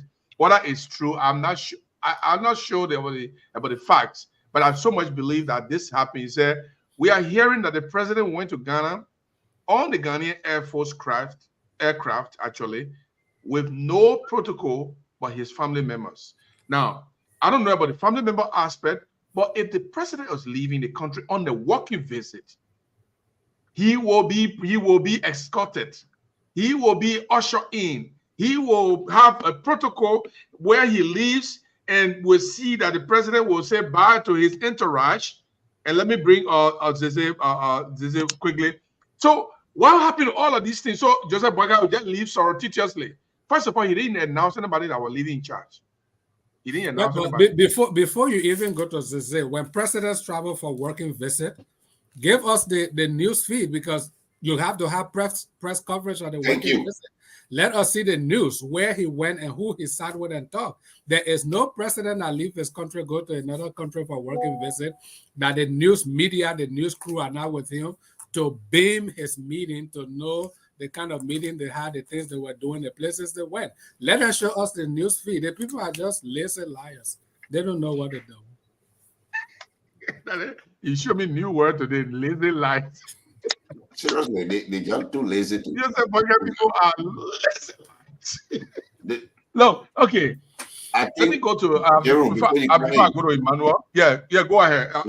I think the Boakai crew, something they call the Pandora box and dancing with the devil. The two paradox. I think they are afraid because in the United States, right? if the president have a medical problem, the Article 25 can kick in, and the vice president will take over.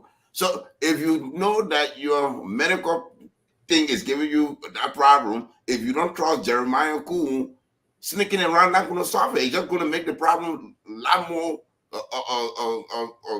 problematic. Because if you don't trust the vice president, everything that trended down to this thing, this is just a common emergency medical checkup. Maybe the pacemaker was not responding. Maybe the Wi-Fi connection in the main house might have lost a connection for a few hours. Because the pacemaker run on a private neural network, you know. So if let's say electricity go and the transformer or the generator did not kick in, you will lose that connection temporarily. And what the pacemaker does, it shock your heart for it to keep pumping. So if it's not shocking the heart, you got problem. You know, that's what, just like Sally said, stick it the way it is. The president went quickly for emergency or workup. He's back empty. What counterpart are you talking about? What successful briefing you talking about? What was the discussion? What sort of mutual agreement that was signed or the MOU? What are you talking about? Equa security, joint border, joint terrorism. You know, what are you talking about? Say something. But if you're gonna lie to the people, when you lie to the people, it's okay. I always say this: when you pin me down and you pin on my face, if I'm not saying something, it's all right. But don't be peeing on my face at the same time telling me say it's raining. I know the difference between rain and pee. I know the difference. Since I've been pinned down, I have no. Okay, let me ask Emmanuel. Does this surreptitious departure of the president, is there any security risk, or we are just hyping things up? Are we just making things up here? He leaves, no protocol, get in the plane, go to Ghana, spend 2 days, come back. Is there any security problem? Well, thank you for having Mr. Jero. Good evening to everyone. I want us to deal with this thing analytically. Let us take it step by step. Let's do it. You know, like Costa said, he said, address the devil. Say, I don't have the time to undress the devil. I'll tell you, the devil close around it. Let's see and see. Let the topic here. Let undress it bit by bit until we get to the main point. For those of you that are in America that day, criminal justice, they get what they call solving the puzzle of the crime. So let's try to solve the puzzle in this topic. The first thing, they whether he left unceremoniously or he left with the knowledge of everybody, this is the president's first trip. And you know that if an elected president's first trip is a big deal. Whether he was president-elect or president who has already been inaugurated, your first trip out of the country as a president, whether elect or proper, is a big deal. That's the first thing we should understand. There's no way to hide from this. So was his travel a big deal? Yeah, it is. But did they benefit Liberia? Did they actually bring anything good to Liberia? That's the reason why we are asking these questions. So if his travel is a big deal, then we're supposed to know how he's traveling. Did we know how he traveled? No. Now, what makes this more important? What are we questioning? People say, you didn't question Jawia. That's why I think we need to question him more. Because you told us Jawia is the least thing that ever happened to Liberia since Liberia began country. So we don't want a repeat of what happened to Jawia's administration. So that started that way. If Jawia is the worst thing that ever happened to Liberia, then you should never ever. If Jawia are going on the east, you shouldn't even temper west. Just start going north. You shouldn't carry the same side. Go far from him. But you travel without people's information. That's the first thing. The second thing, let's look at the word working visit. Underline that word, W-O-R-K-I-N-G, working visit. It means he's going with his office. Yeah. The office of the president has to do with the secretary, has to do with the foreign minister. Cabinet, because you will not carry the minister or the minister of state will not go with him. No. But the people that have to go with him, the minister of our portfolio has to be on that trip. The secretary has to be on that trip. The foreign minister has to be on that trip because you said working visit. The security So advisor. even security advisor has to be there. If possible, But the release did not even military has to go with you. say, Emmanuel, before I'm not interrupting you, the release when he left, before the release came out in the evening, he left. When he left, later on around 5 or 6, then the release came out that the president had left. But they didn't put out a release.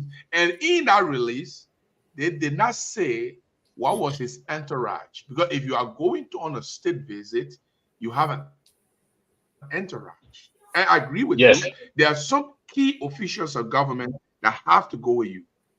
And that didn't happen. On a state visit, it's not ordinary release. You said state visit, working visit. Let's just say working visit. So for a president to be working, you have to work for your office. What is the president's office? It's not a building that you're sleeping in. No, are the people around him. That is special people that are around him that you're going with. People also come from different to be with you. Security people also be with you because you are going on a working visit. Yeah. People who are guarding the executive marshal supposed to be with you. The secretary who records everything supposed to be with you. So that's another flag. Thirdly, the president, in fact, the day before he left, there was a press briefing from the press secretary.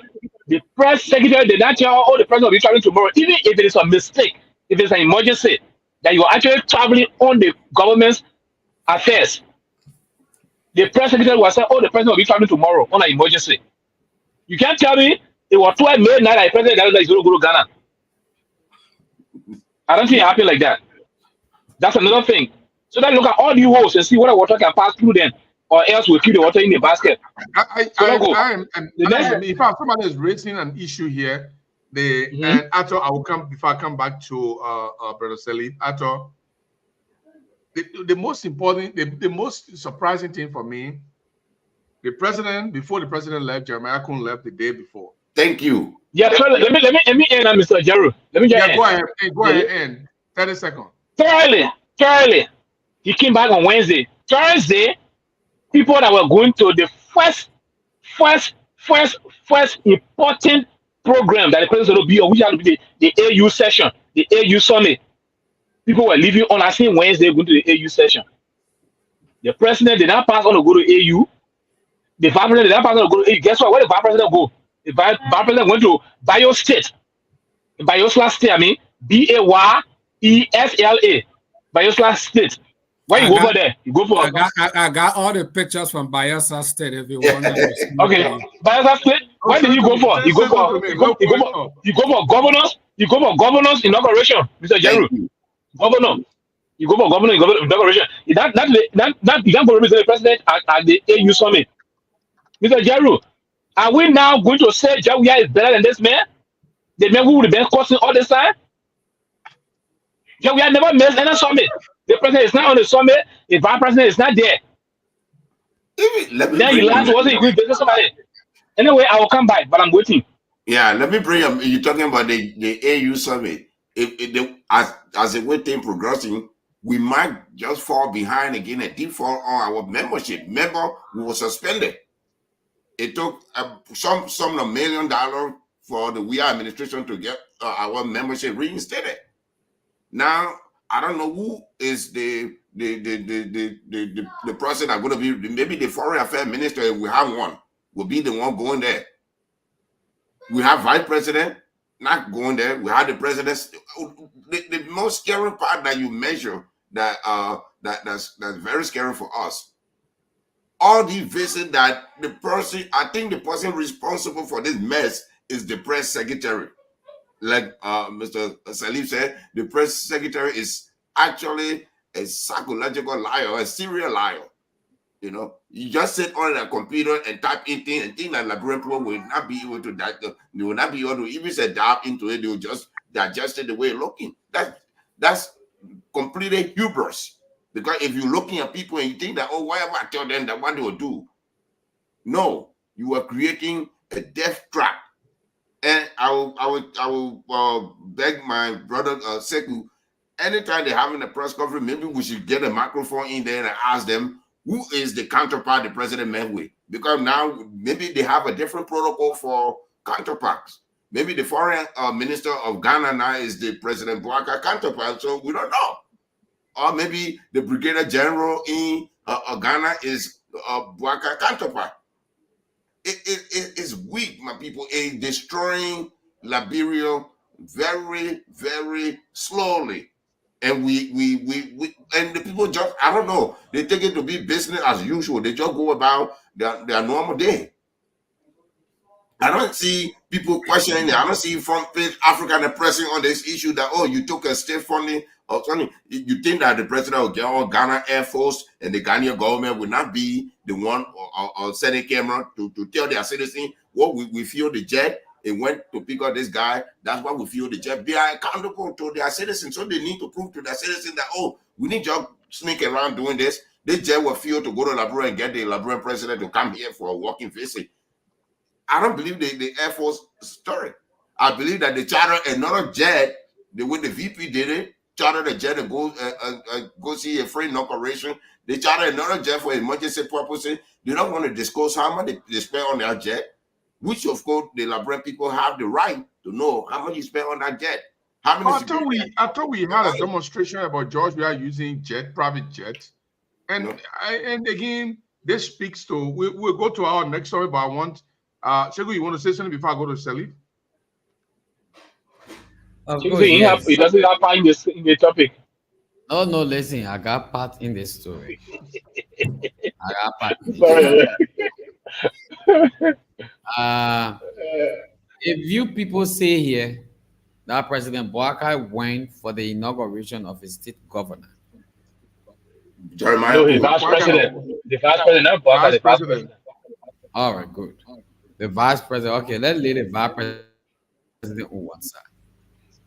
Let's handle Joseph Bouaka. Bouaka left in the morning.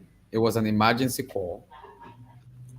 And then 1 hour later, it was being reported that he went out for a 2-day visit, 2 working day visit. You see, emergency call from who? Emergency visit. He went on it. He left early. Oh, emergency visit. So what was emergency? Because it says working visit. So it was planned. Emergency visit is not working visit. Oh, your way now. Your way. Because General, understand the man. He said the call key was an emergency. So let him explain and then you can ask him. Don't make the man run away. The rat could have jumped from that hole. So you know how to set the truck. Google it. Our people are listening. They want to know exactly what is that. I think Zaza understands Sekou very well because Sekou is not man with slow words. When you give it slow words, we be here eating that one here. Jerry, just take your pen and paper and copy. Don't make the man run away from the thing. Go ahead, brother. The man went out on an emergency visit, but then it was a 2 working day visit.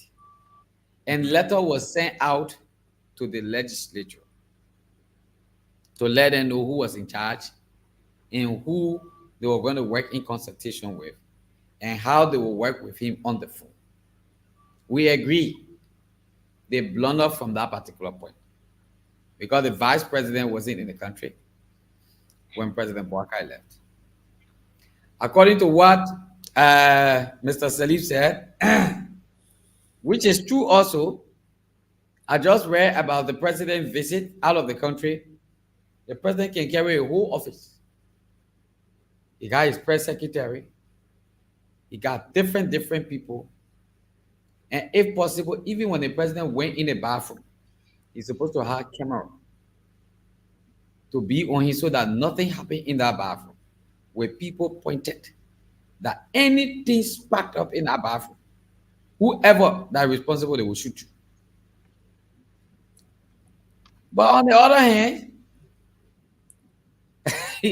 President Bouaka left. Real President Bouaka will explain what he said. And I mean, will explain what he said. What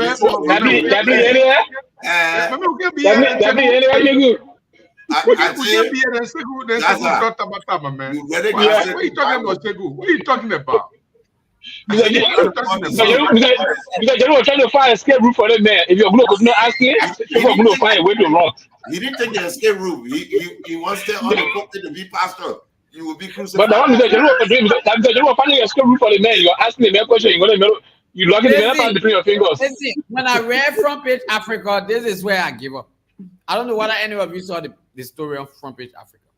Listen to Front I share with you, right? Yeah. Listen to Front Page Africa headlines. Let me share that quickly with you guys on the screen.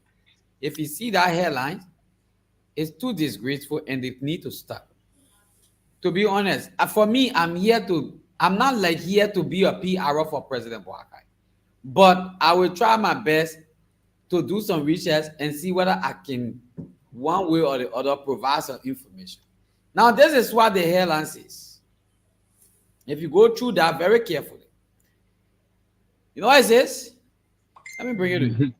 It says, President Boakai did not meet with Ghanaian President Akufo-Addo on maiden foreign trip to Ghana. President Joe Boakai first official trip abroad following his inauguration on January 22nd has been marred by controversy after it emerged that his host, Ghanaian President John Akufo-Addo, may have not been on the ground to meet him. On Monday, the executive marshal announced that President Boakai left the country for a 2-day working day to Ghana, working visit to Ghana. It stated that while in Ghana, the president will meet and hold consultation with his brother and friend, President Akufo. In his letter to the legislature regarding his departure from the country, the president informed that the Minister of State for Presidential Affairs, Mr. Sylvester Gillespie, will chair the cabinet in close consultation with the vice president as His Excellency remain in communication via telephone. However, sources say the president flew to Ghana purposely for medical purposes and was accompanied by his wife and other members of the family. It was not good. But Front Page Africa laid out already. It's cool. No. But that's what we were just now, saying here. I mean, the war counterpart. I wanted to buy little time. The war counterpart. You want to buy little time? I see. Yeah, the war counterpart, I've already defined counterpart. Now, if you define this war counterpart, let me quickly bring it. Maybe our viewer want to see. They lie also. I don't know how we talk for them tonight. I think getting confused. Yeah, they lie also. You said counterpart.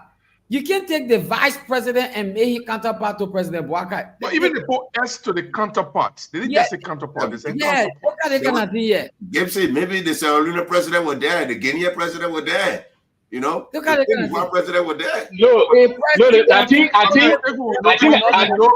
Look,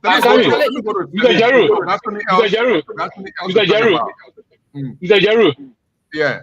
Mr. Jaru, I think that in Ghana they were having the ECOWAS. I mean, I got the AU summit. That's why they put the S. All the African presidents going. But Salif, I want you to put it in perspective here before we go to the next topic. Let me just tell you what the next topic will be. The Senate Pro Tem is asking for the investigation of the AFL women whose wives went in the street. So we're gonna talk about that shortly. But I want you to talk about this as your final comment on this Boakai thing before we go to the Nyombli camp. Because right now, so Nyombli now, instead of solving problem now, she wants us, the government, now to investigate AFL soldiers whose wife decided they want to go in the street. So we're going to read our release and we're going to talk about it. Go ahead, Brother Salif. So Nyombli Kanka Lawrence Nakuna investigate the death of her own husband. She wants to investigate. We can't, don't rush that. Don't go there. I will wait. Yeah, but at that Nyombli was not in power. She was so in the Nyombli was just a senator. She was not a president. So you are senator in their power? You know why? So you got power, but enough to go to the point of. So why she? Your way. You give Brother Salif the time. You give Brother. Sekou. All right. Mr. Jaru, you actually confused the thing. Like what Brother Salim to you actually the thing here. They may looking for a way to avoid the thing. Anyway, Wait. we will While get, I do that, then what is the person on full screen? Me, the person talking. we'll, No problem. we'll get to that topic. We'll get to the topic about Senator Senate Pro Tem Nyambli Kanga Laura. So I won't answer that now until we get there. Again, like I'm saying, I know when I was speaking the screen, some people went out, so I didn't know if everybody heard what I was saying. Let us just look back briefly. When George Weah became president, this same Ghana was in focus because George Weah, every weekend, he was sneaking into Ghana to meet with her girlfriend, Jackie Appiah. And that was a security risk for both Liberia and Ghana because the president wouldn't know. He would just come every weekend. And the Ghanaian president had to call ECOWAS to tell President Weah to stop sneaking into his country because he's the president of another country. If something happens to him in Ghana, it will be on the Ghanaian government. And ECOWAS had to step in. That's how Opong started. He stopped that sneaking into Ghana every weekend. President Joe Bouaka cannot, if we say you are a rescue team, that means every mistake of the previous regime, you don't want to repeat that. No, you cannot don't. have your first official visit out of the country under the covers of darkness. It was irresponsible. It was reckless. It was a serious national security breach. And anybody who's advising him otherwise should desist from doing that. We got to call it out. It was wrong. It was childish. It was reckless. It should not be repeated. President Bouaka is not a private citizen. He is the property of the Republic of Liberia. He's the servant of the Republic of Liberia. The Liberian people need to know every step that he takes, every move that he makes. But that being said, if they still want to stick to their story that he went on working visit, it is our duty to know what was discussed in the working visit, where he went. There's supposed to be press coverage. We want press coverage from the Liberian press. We want press coverage from the Ghanaian press. The man did not go on working visit. We understand he's an old man. He got some health challenges. Right. If he's going for medical treatment, we need to know. The same thing happened here recently in the state. The chief of staff went and checked himself into Walter Reed. Did not tell the president, did not tell anybody. Everybody came after him. He had to publicly apologize because you can't do that. So Joe Bouaka cannot sneak out of the country to go and then you want to lie to us. Even the vice president, he did not even go meet his counterpart in Nigeria, the vice president of Nigeria. I live in Nigeria 15 years. I got root. Bayelsa is one of the states. I live right in River State, Port Harcourt for 12 years. I'm always in Yenagoa, Bayelsa. I can send you the pictures because the Liberian community in that state, in Yenagoa and Bayelsa, they went to the occasion. They printed banner with Jeremiah Kuhn and the governor that he went for his second term induction service. They printed that. Even the Liberian community that gathered, I asked them specifically, did the vice president come to speak with you people? No, he did not. So I said, why? They said, oh, he said he was rushing out right after the occasion that your people printed banner. They came to meet you. And you cannot even come to interact. I can show you my whole communication because I did it through WhatsApp. I can share that with you. I asked them specifically, did he come to interact with your community, Liberian community? And they printed banner. They were well dressed. They went to that occasion. Jeremiah Kuhn did not even go to them to even tell them hello. How long will it take to just interact with your citizens in another country? That's something big you've been talking here. So this is something big you have just said. He didn't do it. Shows... I can send you the pictures and I can send you my communication. Just this morning, I had that communication. And I got more than how many pictures the Liberian community sent me. You know, so this government, I have said before, we should give them benefit of the doubt. But the route they are on, the trajectory they're on right now is concerning. Even to myself, it's very concerning. This is not how we can do the rescue. I definitely agree with you. Thank you very much. And this is something you just raised. It's a twist for the vice president, you meet your Liberian, you go for all of people inauguration, and you don't have the time to stop by to say hi to the people, Liberian, at least to talk to them, hear them. Maybe they want to say thank you. Maybe they want to praise you. Maybe they don't even want to raise any issue. So especially on your first trip.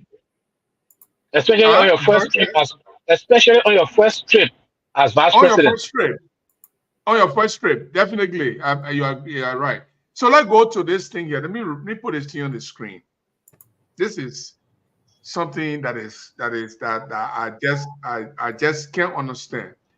The Senate pro tempore, Nyombli K. Lawrence, has constituted a specialized committee to investigate circumstances that led to the blocking of roads across the country by women believed to be wives of active service personnel of the armed forces of Liberia. I want you to note, she wants to investigate the blocking of roads, but she is not interested in investigating why these women even did that. What happened? What is it? What are the issues surrounding there? But here's a catching part. Accordingly, the pro tempore Lawrence wants personnel, the soldiers themselves of the AF of the armed forces of Liberia, who have authority over their wives. He blaming the men. Oh, you're supposed to control your women. Now that mentality in Africa that the men control the women. Nyombli Kanga does not believe that the women have their own right to go and do what they want to do. Who have authority over their wives. Are you kidding?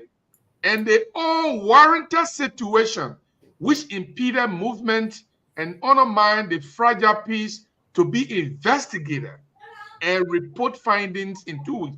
So Nyombli Kanga wants we should go and investigate the women for blocking the road. They don't want to investigate the Ministry of Defense.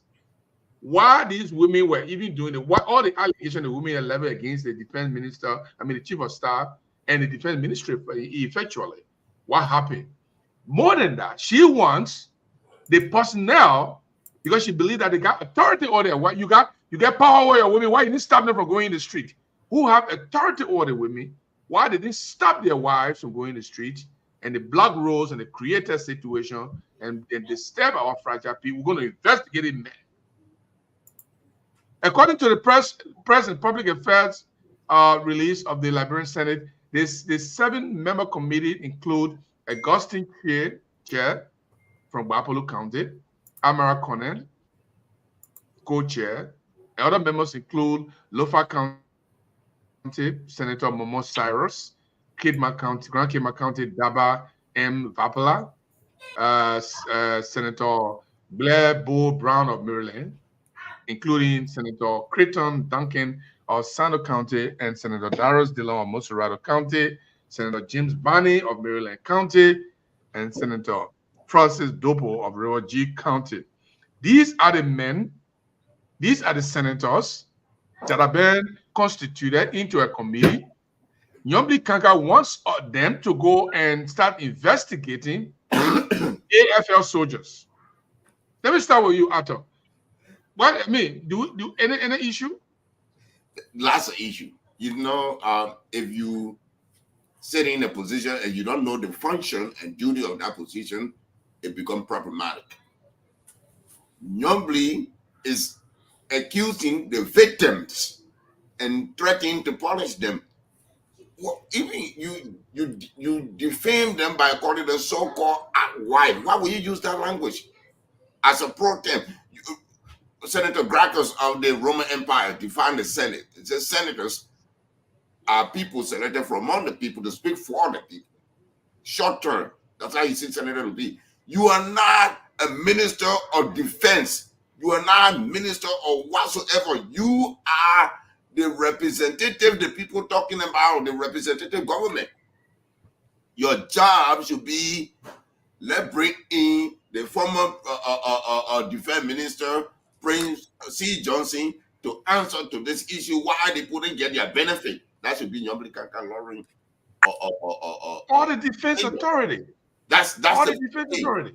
But you know what I'm looking at? When I look at, I'm glad Grand Senator named not on that list, because it made no sense at all. And all these people, I wish they know what they're doing, because if they pull through with this, you hold road going to hold push. If they want coup d'etat, this is how coup d'etat can happen.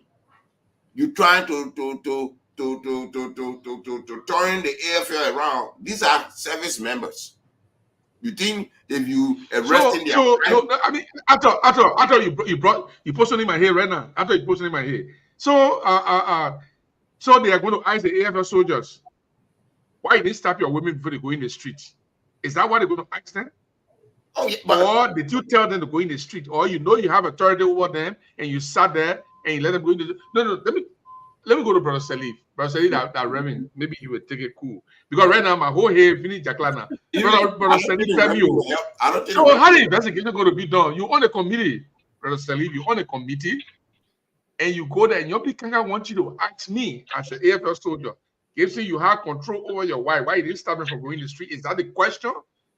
Or they're going to ask them the problem that erupted in the first place? I don't understand, though. I don't really understand. What is it? What is it they're looking for? Are they investigating the men? Or are they investigating the issue? Or are they investigating the women? Who are they investigating?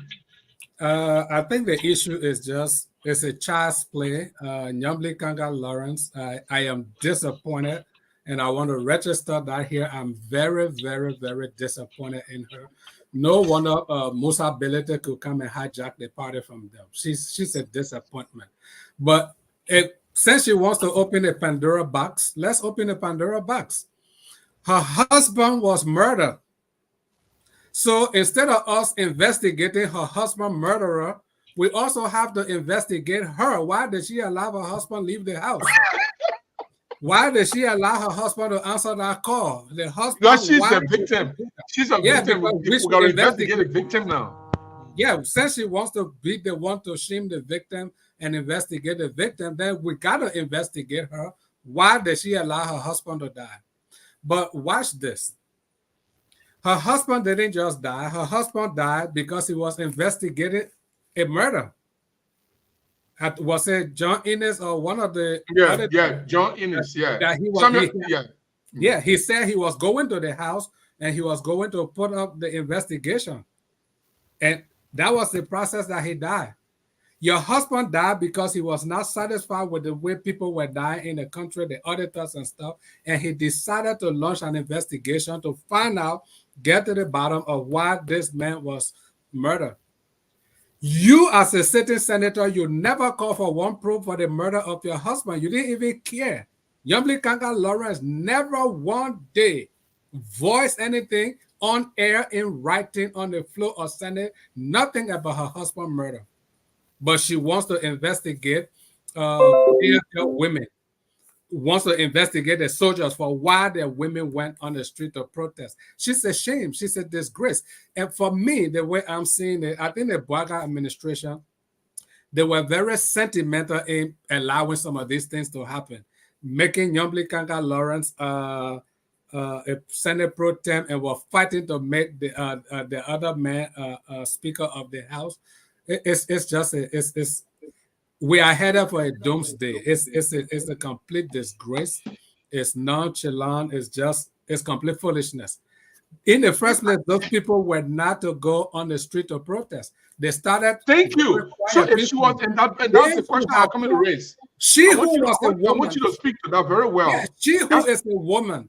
When these people raised their voice, if Nyambli Kanga was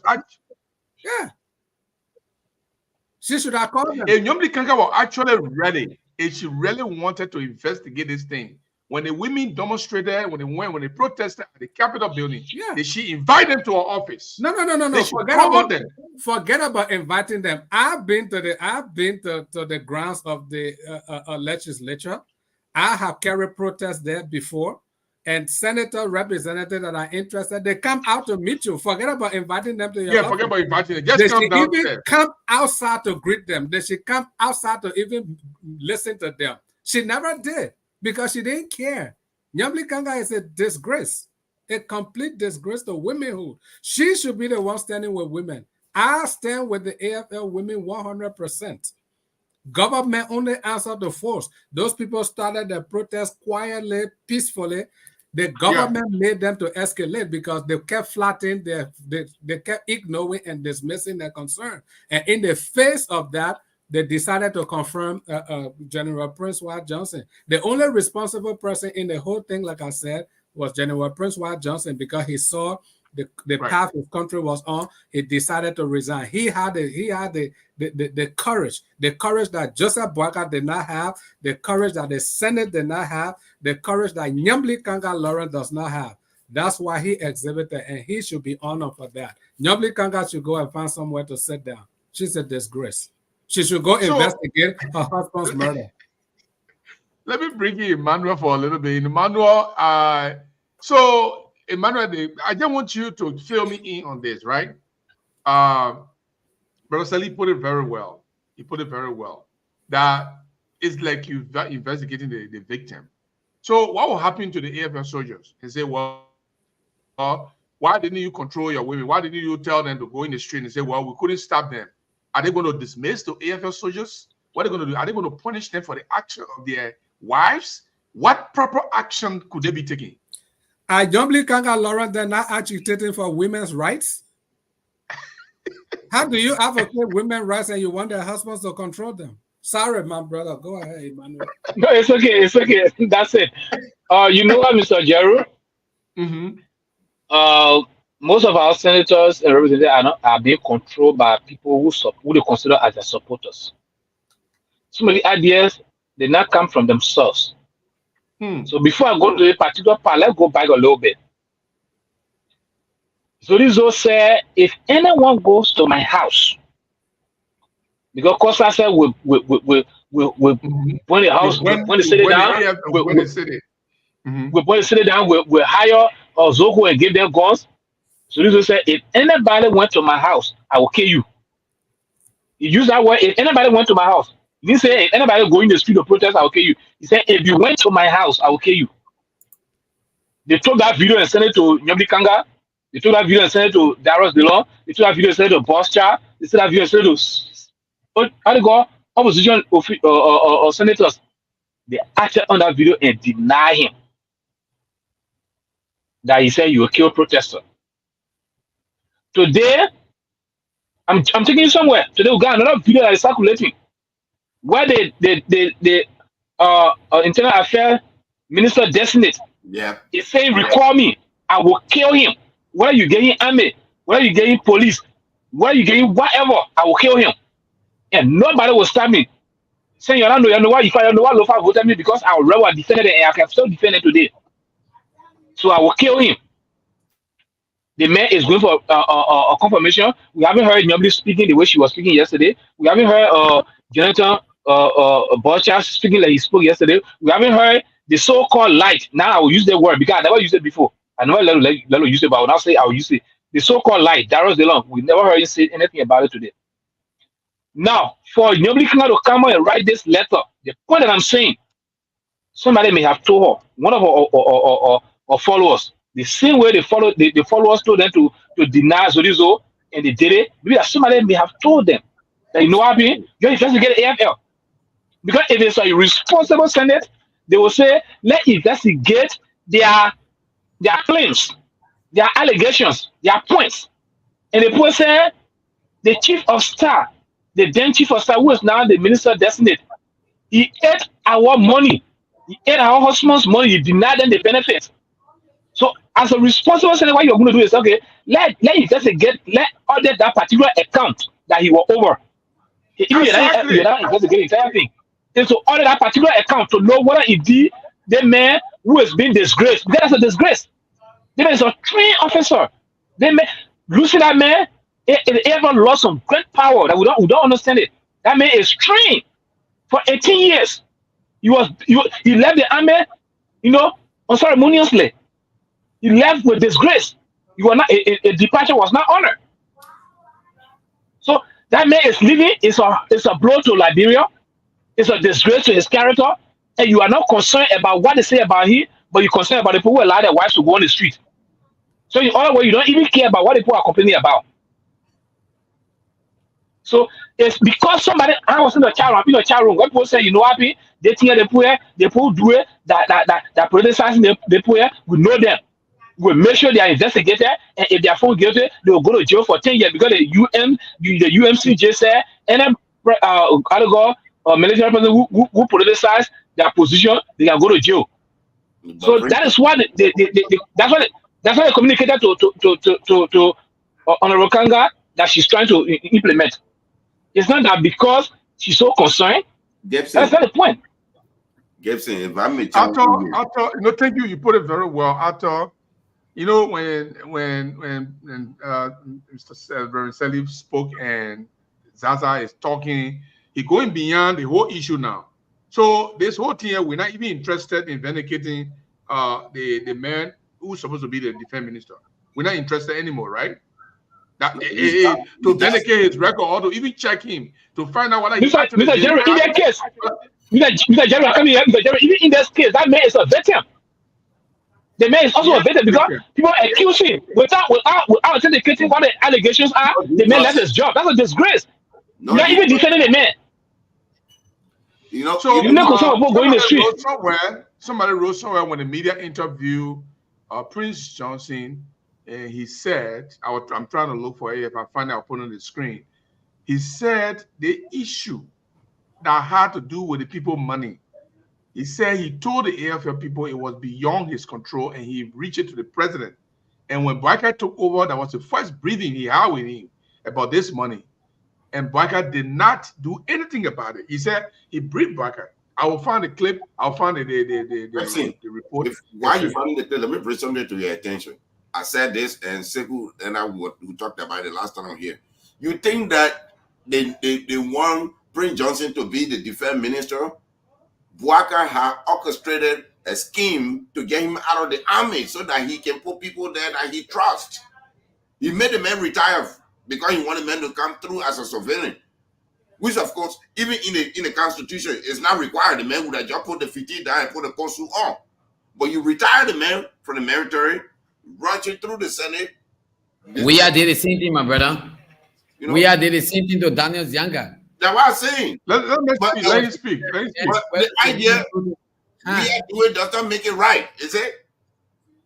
So if right now so we're creating enemy with the AFL. We're not letting no military. Let me speak. Let get a mention. Let you read. You will come. You will bombard all the way. You want to bombard, but let you get done. Why Sekou don't get is the AFL is that beast that you don't want to keep poking. Then you will create a vacuum that will swallow everybody. Right now, your pro-tem is threatening to investigate the victim instead of the suspects. If you go, let's say you arrested the wives, and you think the guy in Mali that is sitting behind a 50 caliber, and he get the news that your wife is arrested for protesting, and you go find out the wife was fighting on his behalf, what do you think going to happen to your executive mansion? Or the one that in Liberia, because your wife go protest, you will handcuff them on what charges? And charge you with your wife. You didn't control your wife? Failure to control your wife, that's a charge we're going to take to the court. So the idea here, when you're talking about Prince Johnson is actually the big elephant in the room. He did the right thing by saying, okay, saying like that, let me leave. The man already confirmed. If some people, they will email you and sit down and say, let them make the noise. You'll get tired. You already confirmed. The most agitated, corrupt branch of government is the legislative branch. I don't know why we're giving SS here 9 years in office. We need to revisit all those things and maybe make everybody 5 years. 5-year president, whosoever. You know, so the spoon guy is the guy giving the idea to Yombly. He said it on his show.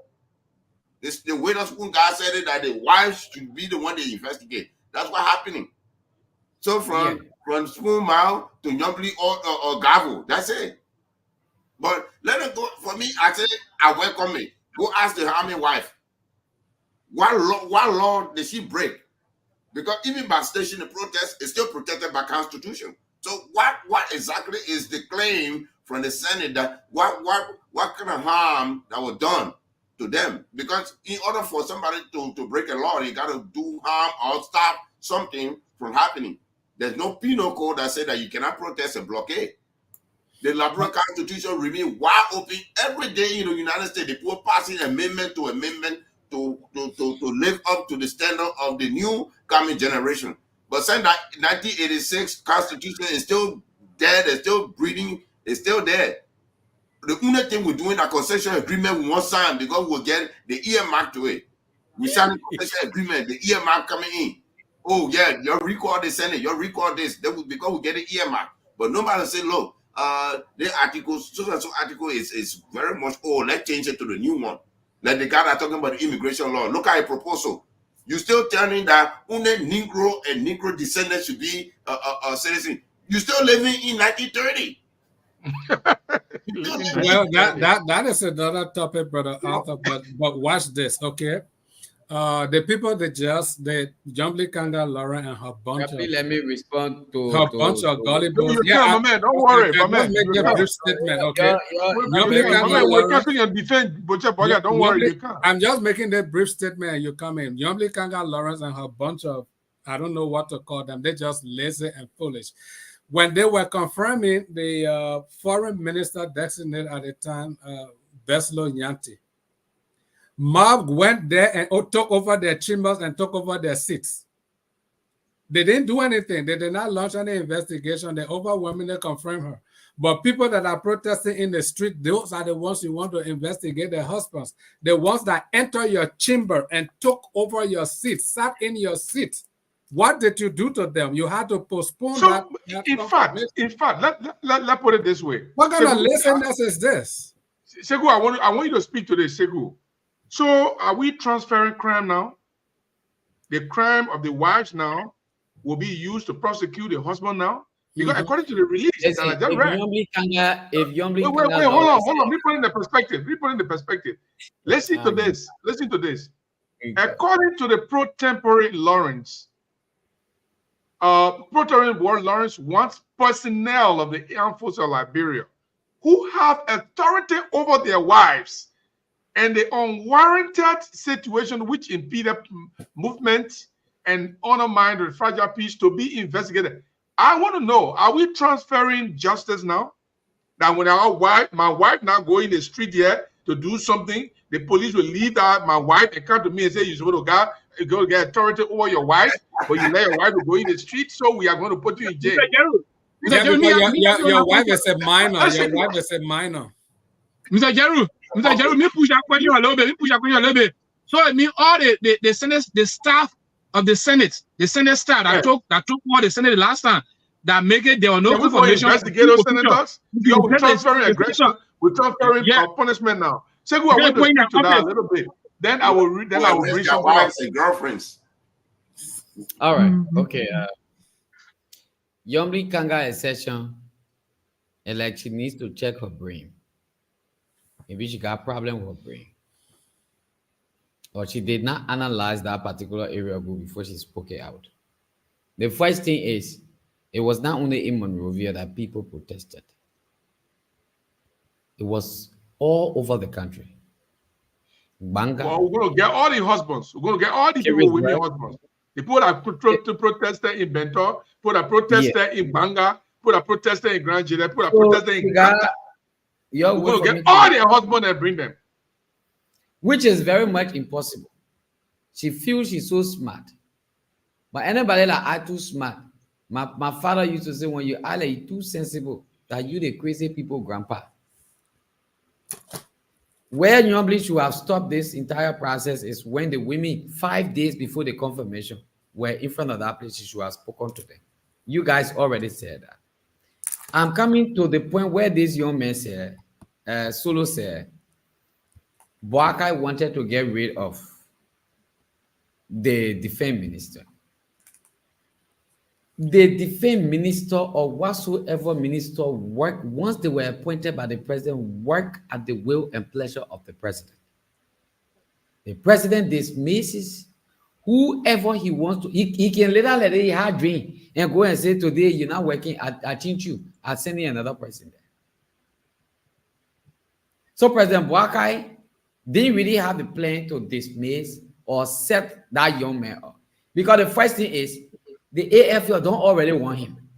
That's why the women came out to protest. So why you think he coming to set him up to say, yeah, you're gonna go and protest and all these kinds of things? They didn't want the man.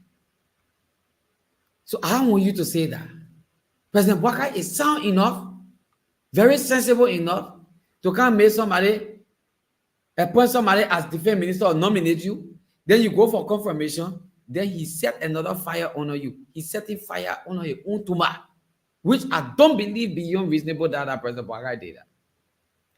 The people don't want the man because of reasons they stated, and that is why the man resigned. Another thing, don't feel that man resigned because he wanted to resign. Politically, that man will not just resign because he wanted to resign. President Boubacar would have dismissed him, but if President Boubacar dismissed that man, it would have taken another political riot with the very CDC people sometimes on a particular show who got CDC so much in their heart. They will use it as another political thing to start pointing finger at Joe Boubacar. Oh, the man this, the man this. So soon the man start dismissing. That's not how we are used to be. So the thing is this.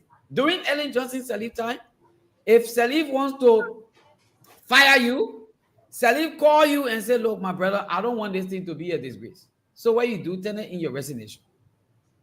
So this is exactly what happened.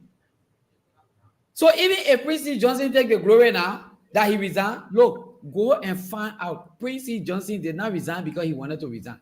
It was the pressure that was bad from those women to the president. The president said, Jerry resign. But why should the question is, why should we even reach to that point? Let's do that with him. You saying that Boubacar dismisses the man. Do you understand? No. Yeah, let's just say honor cover dismissal. Okay. The man resign, man resign. Yeah, it's the same thing. Even in America, yeah, they will ask the Secretary of Defense to resign just for political reason. You telling me that this issue, I asked the same question again, and I put it in my comment once and Jason read it. The AFL wide issue. Is it something new to Boubacar? No. Boubacar knew that for a long time, even when he was vice president. Okay? So when you're saying that, Boubacar did it because of this, Boubacar, right now, I can assure you, your Boubacar, like I'll say, during the time of the campaign, their mastermind man was Prince Johnson, the senator. So when Prince Johnson looked all the grooms and things, Boubacar will not get her and say, okay, I can wake up from my city, I dismiss you from the AFL, it will be a problem. So he had to orchestrate a way to get the man out. You can say, oh yeah, we are did it. Yeah, we are stuck with Prince C. Johnson when he was making controversial statement about the election. He should have been fired that day. No military personnel get involved into a civilian setting. Elections are going on. You can't tell people say if anybody mess with the election result, the military will get involved. On what ground? The Liberian military is only answering to the president. That's it. That's a part. In order for you to bring Liberian military in the street in Liberia, you need executive order to tell the Senate and the people why they are there. So it's not something like to say, oh, Boubacar, he had the power. What was the power when he put a man for nomination? He would have withdrew it when the noise was going up. He would have said, okay, Senate, stop. They think going too far, my man will withdraw your nomination. No, you don't have the power to fire him. That's why he orchestrated the point. So yeah, the room that Prince C. Johnson, the power that invested in the man, everything. Let me tell you one last thing. The president. Go ahead. Yeah, 10 seconds. 10 seconds. All the presidency is not a person. I tell people presidency is not a person, it's an institution. Yeah. The most powerful person that in an institution, that the person that can advise the president. When they say, Brother Salif, you the chief advisor, he didn't want to lay over the president. Says, Mr. President, we are leaving right now. They're going. Mr. President, they are not good for us. So the institution, when I say Boubacar, not Boubacar to say he know Prince Johnson so well, he won't get out of there. No. But there's somebody in that cabinet, somebody that sit in the back seat, that don't start, that went dark, that go in the dark, that the person want him out. Let me invite our commentators here. Let's go to our commentators and see what they are saying. Maybe someone else disagree with you or someone else. No, I come in. I will come to you. From the commentator will come to you. Let's from coming to you. Let's go to Anointed. Anointed says, that's Liberia for us right there. And she's talking about, I think, Prophet Key. And let me say, she says, please share the show. Thank you for telling people to share our show, Anointed.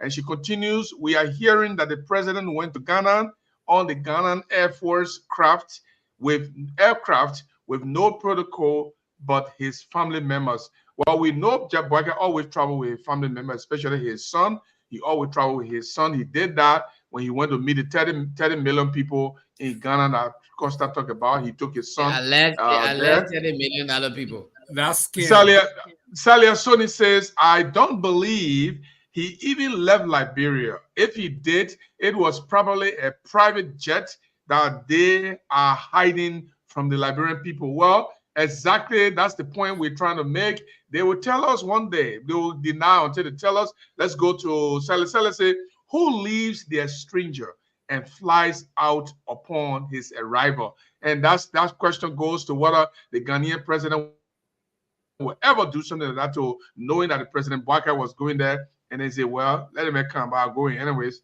And I don't know how he can do that. This one in the Anointed, even on the Castle presidential resident page, nothing of such that President Boyka was on a working visit with the Ghanaian government. That's sad, she said. And she continued, the vice president of Ghana official page didn't even mention JMB visit. So we're having issue here now. We have a situation that president website, vice president website, and Anointed say nobody even mentioned Joseph Boyka being there. This one, Silence when he said, but Arthur Kun wasn't even in the country. Then he responding to Arthur's comment about Kun, and notice on the official page of the Ghana government website, there's nothing to show that Boyka was on a working visit. And she continued, I think we need gender balance on this platform, Blaze Radio, Groove. She combine everything. Listen, Anointed, we have invited women, but they are still coming. They are not rich. And you are most invited. If you want to come on now, let me know. I will send you the link, and you come on. We need female on this team, and we value. You see, advocating. We got Brother Sedi already advocating for the women here. So definitely, we know we want the women to be here. Let me go to this one. KP Country First says she started lying on her first press conference when she said President Weah did not pay WIAC fee. Salia Soni Sheku, the press secretary, was in Liberia. This government is very unserious. They haven't yet appointed a chief of protocol who is going to plan the president's daily routine. That's the interesting point here that they got made. After the press secretary did not go with the president. Let's go to KP Country First. You have no evidence for that. Bring out your evidence, or else you are on a platform that spews lies. Who are you talking to? Me or who? Ato Solo, President JMB counterparts. I think yeah, I think so. I tell Brother Kiki. The VP.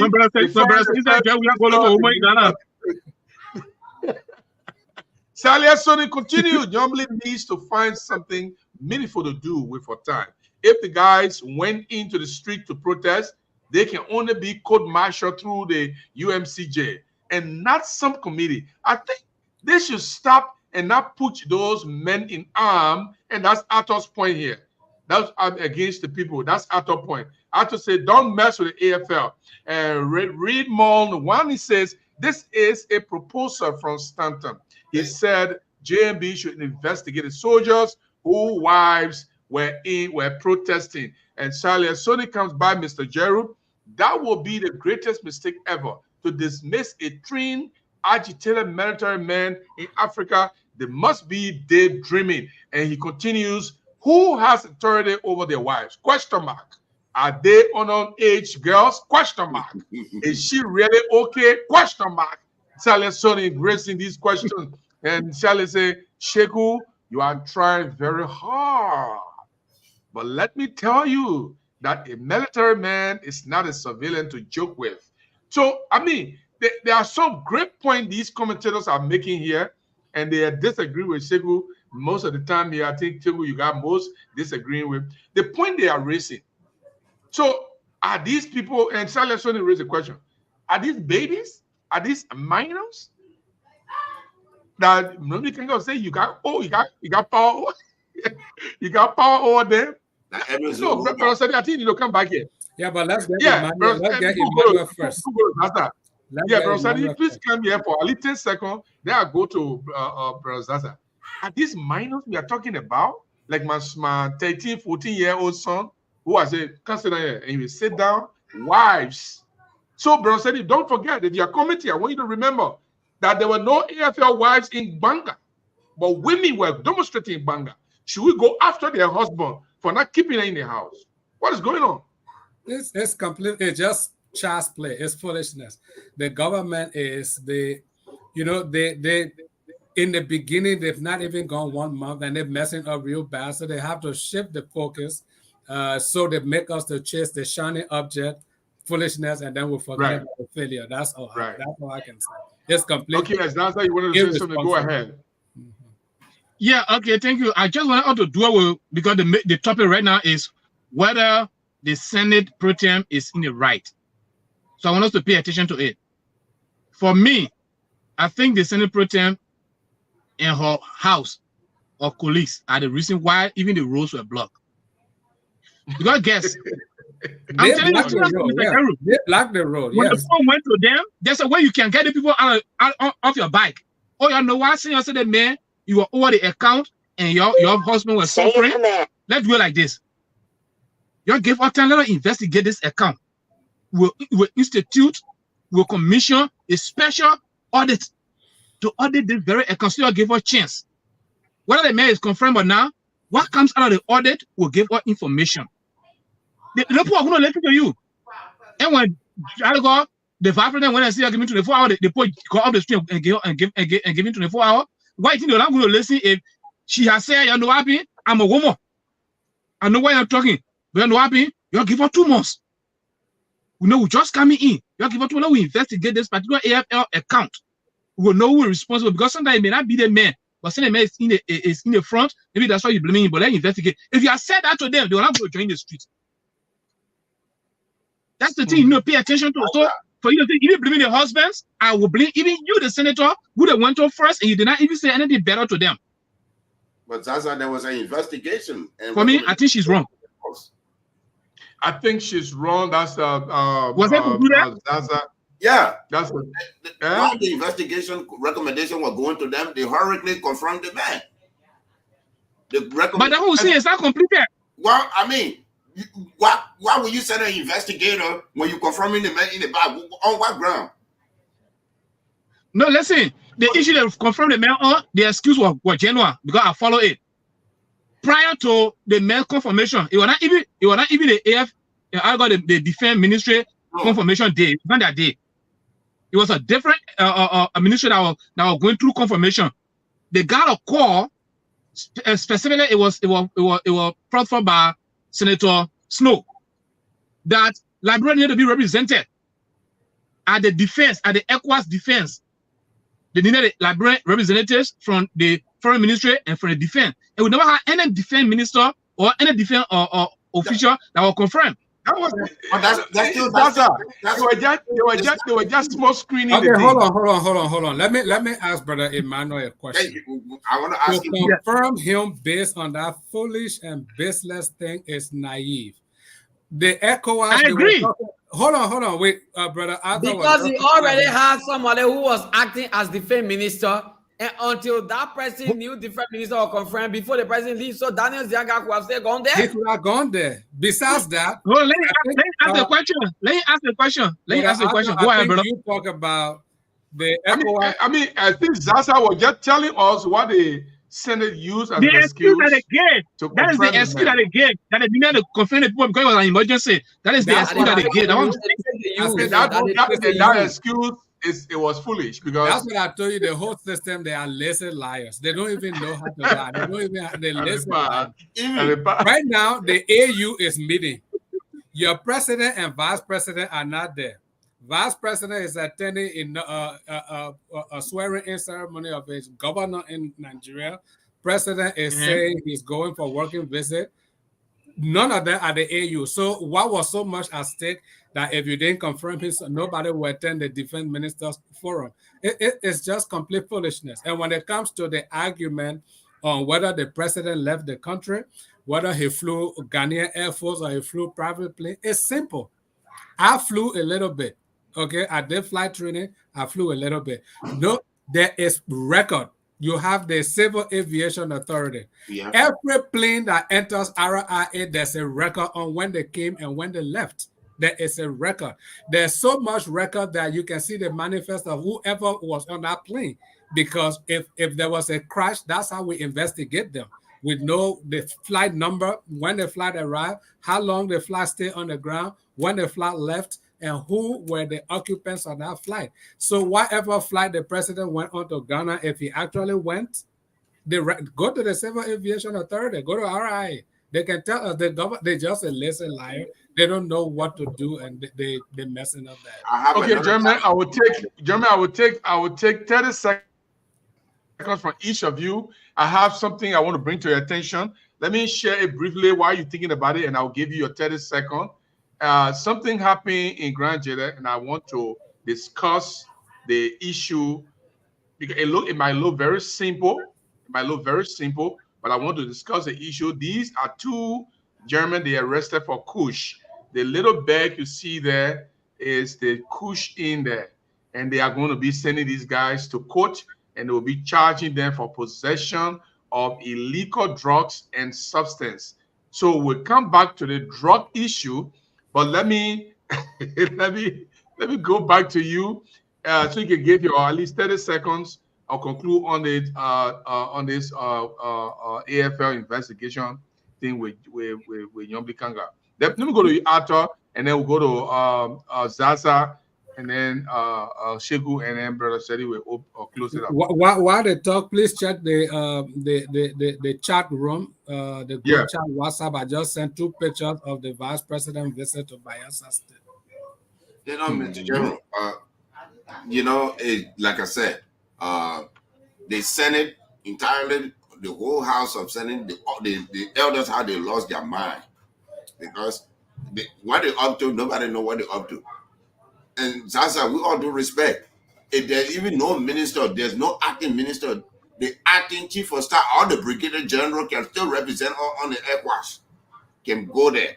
And so on behalf of my country, I'm designated to do this. It's done. It's not a reason to rush anybody confirmation. When there's smoke, there's fire. Anybody know that? You have people complaining. You would have the best thing the Senate would have done to come out and say, you know what, man? We understand your grievances. We will halt the entire confirmation. We will investigate until the outcome of the investigation will push through. Then we'll go back to the confirmation. But nobody, not even the CDC or senator that were there, nobody was able to even just stand up to them and say, look, Madam Prote, the people that could protest, let's halt this whole thing, let's stop it, let's investigate. None of them said anything. They were all super quiet, signing their backroom deal, getting their blue envelope, their yellow envelope, their brown envelope. What kind of envelope they are getting? They were getting it, and they were silent. Look at this communication that these bunch of senators signing. You actually thinking or investigating the wife that having problem with her husband benefit for whom benefit? She can't buy food. And you are riding your air condition car, you want to go investigate her because she asked you a question when you were public servant. I don't want to see what the charge will be on a court document. Where you are charged with what? Sedition, treason. I think that's what will be it. Because any reasonable human being that have brain to think is you will not use a big question in the AFL people because they have their own lawyer. What happened? They say they don't want to talk to you. You can't force them to talk to them. You need the army of the armed forces committee to investigate. The committee you put together, the armed forces committee, they can know you. You just just try to make yourself to look better in front of your wife, your new side chick. Then you get I think we investigated what they're doing, but it made no sense at all. The Bouakai regime need to pump the brake, they need to slow it down, they need to look left and right. And not because we did it, that is prudent for the next administration to do it. No. Not because of Sally did it, that is prudent for the next administration to do it. No. Not because of Doe did it or Taylor did it. No. Because this is why you have new administration. Change the trajectory. Put in new laws. I'm just sick and tired of looking at these people doing the same thing, but the people that are controlling the Bouakai regime, there are people that have their 35-year-old bachelor degrees, they had it, they put it on the mattress, but when Bouakai came, they dust it out, they get their $60,000, they secure their seat, they go to Labrador. Look at the Minister of Education. What do you know about Labrador education system? How many years you spent in America here? 10 years? When was the last time you visited Labrador? But these are the people that go tell our teacher then what to teach. I hope they might not, I swear to God, they might not be critical of the CRT in Labrador. You know? That's why you CRT. We're getting very too soon. Let me put the picture Brother Sadi was talking about. This is the organization of Liberian communities in Nigeria.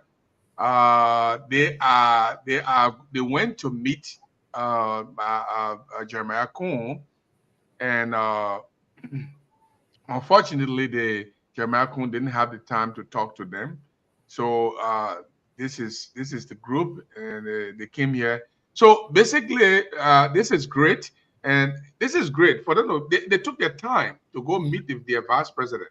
They did a very nice banner with the Bayelsa state governor. Very beautiful, and the women are in front. They're holding the. Even Jeremiah Kun did not care about the entire Liberian community. The fact that look at this, look at the people that are holding this thing here. See, the women are more in front there. They put the women in front to attract Jeremiah Kun. At least when you see the women of Liberian women in Nigeria holding the banner right there, holding the flag, and you didn't even make the attempt to stop. I think that's why Brother Sally was coming out when he come on. But let me go to Zaza for your last comment on this. Before you bring Zaza, let me bring that quick thing that maybe that made Jeremiah could not go. They spelled the organization wrong. That's why they may not go there. My man. So you I didn't spell it. Look at it. Organization. They are in Nigeria. They are speaking. That's the Nigerian spelling, that British spelling. Yeah, but Jeremiah. Okay, Nigeria. Okay. Okay. Go ahead. Yeah. So here is it. This issue of people from the AFL protesting. A greeted Ellen. A greeted Weir. Now it is greeting Bouakai. Why should we take Bouakai on very serious? He claimed to be more experienced. He claimed to know more about our problem than anybody in the race. So for him to be making the same mistake, then it just increased the frustration. The reason why people think Liberal government is the worst thing is because when people tell you they are, and when they can't, they start to do the worst thing, then you like, okay, but there's no hope for Liberia. So you were vice president when women, men retire, and active, they agitated, they took the street many days. I can remember on one day, they nearly choked Ellen. They on how to get involved that day. This is something that on the air. We watch it. You are muted, Mr. Jeru. You are muted. You are muted, Mr. Jeru. You are muted. You are muted, Mr. Jeru. Segu, stop muting me, man. Yeah. They blocked the convoy. Right to center our brother. Telling how to come outside. Yes. Yes. Okay. So that's the point I'm saying. So now that I think it's starting, it's not the first time it's happening. The best to do is to ask people what is responsible, what is actually the reason, and investigate the reason. Their action may be wrong. Once and for all. Yeah. Solve the problem once and for all. their action may be wrong. Their action may even irritate you. But guess what? What is responsible? Because if you just went after them. The manual, what we're talking about here, they are not saying they're going to investigate the women. They didn't say so. No. They said, I mean, the AFL, they said they are going to investigate their husband, the soldiers. Why you allow a woman to come in the street? You're supposed to control your woman, but you not control her. And she came in the street and they stab our fragile peace. Mr. Jaru, the people said they got school in the barrier, right? But they pay to send their children to those schools. In fact, according to them that day, some of them said most of their children were out of school because they don't have the money to pay. Some of them said they've been volunteering at the military hospital since it was commissioned. They haven't gotten a payroll. Some of them said they don't even have bathroom in their little apartments. Some of them said they have 4 children and all of them sleep in the same room. Mr. Joe, there are several things they put forth. Several things. And they said, why is it the chief of staff? And they said, why they say the chief of staff at the time did not speak for them and now they elevated him to defense minister. That is a question that those issues, Emmanuel, I'm not interrupting you. Those issues have solution. Those issues have solution.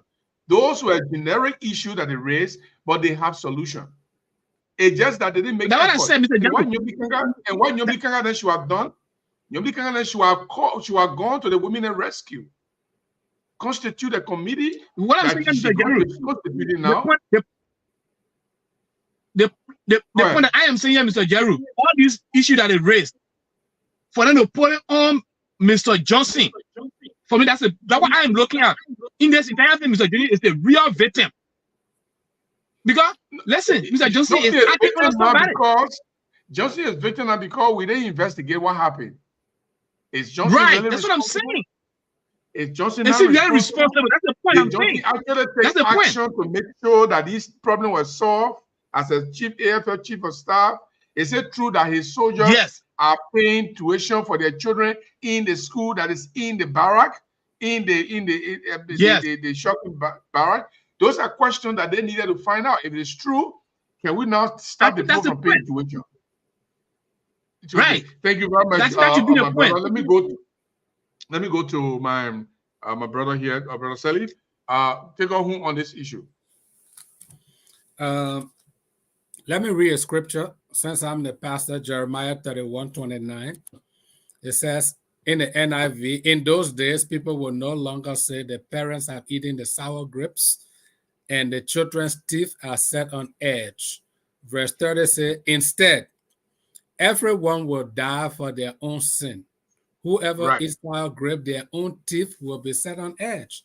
So if you're trying to set a very wrong precedent that anybody who does anything in the 6 years of Barker administration, they will leave the person to go behind them to investigate. Whoever they are related to is childish, is foolish, is something that they are starting that will take the country in the wrong direction. I think Nyambli Kanga Lawrence, she need to rethink her position. The Senate need to rethink their position, because that means anything that happens from now on, we will leave the protester, because this is not going to be the only protest in Liberia. The JFK staff wanted to protest. So when they also come to protest, we'll go to their parents and say, why are you here? Or their husbands. Any other person, group that come to protest, will go behind them. It's foolish. If people bring their petition to you, that's why you are the representative of the people. They have the right, according to the Constitution, to petition the representative, and the representative should be able to set up a forum to give them a redress. That's why they are there. They are not there for themselves. The legislature is not there as a mouthpiece of Joseph Boakai. They are a separate branch of government. Under democracy, we run 3 co-equal branches of government: the executive, the legislature, and the judiciary. So the legislature cannot be there trying to be the poster child for the executive. It's complete foolishness. The women came to you and they said, listen, these are the things we're going through. The very first step they should have done was to put a hold on General Prince Johnson's confirmation and say, okay, let's hear this out first. I mean, we go here in America, you apply for a job, they do background check. If something comes back in your background check and they really need you, they will put a hold on that appointment until you can fix that background check. I had somebody, we were really down and we needed somebody to replace, to fill that shift, but something came back on his stuff. It took 2 months plus for them to make sure everything was taken care of before they could give him an appointment. But the Senate was the cause. They caused the people to block the road because the people went out peacefully, protested, they ignored their concern, they tried, they ignored them, and then in the midst of that, they slapped them on the face by confirming General Prince Johnson. Then the people had to escalate their protest. So the Senate should be responsible for the roadblocks that happened because they did the wrong thing, they made the wrong move. Yamli Kanga Lawrence, again, I will end this way. We want to know who killed your husband. Why don't you investigate the killer, the murderers of your husband? You mean you never loved your husband? You love the AFL, you love whoever told you to investigate the AFL wives more than your husband? In your presence, your husband took a phone call, left your house, got in the car, and got murdered on the highway. You have never made any public statement about that. But instead, you want to investigate the AFL for what their wives did. That is a security risk. I'm being honest here. I'm being honest because this is foolish right now. I want to investigate the AFL for the crime of their wives. Yeah. Okay, just so like their we got limited time here. Let me go ask a question, and then you can go over. Let me ask this question. This committee that is put together, right, to investigate the active member, the soldiers. Yeah. Okay. Let me ask: if the committee arrive and then they call them, if that guy wear a military uniform and come in, what are you going to do? You going to salute them before you sit down? Because you ask the man. First of all, you know that's the reason why you know they're playing tricks, right? They're playing the trick. Possible. There's no way you cannot subject a military man to a civilian process. So if they want the military individuals to be investigated, they should set up a military committee. Okay, set up a military committee. What is that, Shegu? Now the summit, that's the AU summit. Your president and vice president. Yeah, but you distracting. Oh, you put a ticket from that point. When finish, we kind of then you interview and tell why you put it there. You put it. We don't know why you put it there. At least tell her why you put it there. So Shegu, let me go to you. Give him your last comment on this investigation of AFL soldiers on the crime of their. First of all, what the crime? Protest. Mr. Jerry, you're not talking about Bwaka enough. The one you brought the video up. Okay. No, Shegu will introduce a video later. We introduce a video and then we will talk about it because Bwaka ain't go to the summit. And Salif already said that. They may go to the summit. Jeremiah couldn't go to the summit. We're not represented at the summit. So what's the big deal here? Okay. So Shegu, I don't want you to even talk. I don't want you to even talk. I want to go to this. Yeah?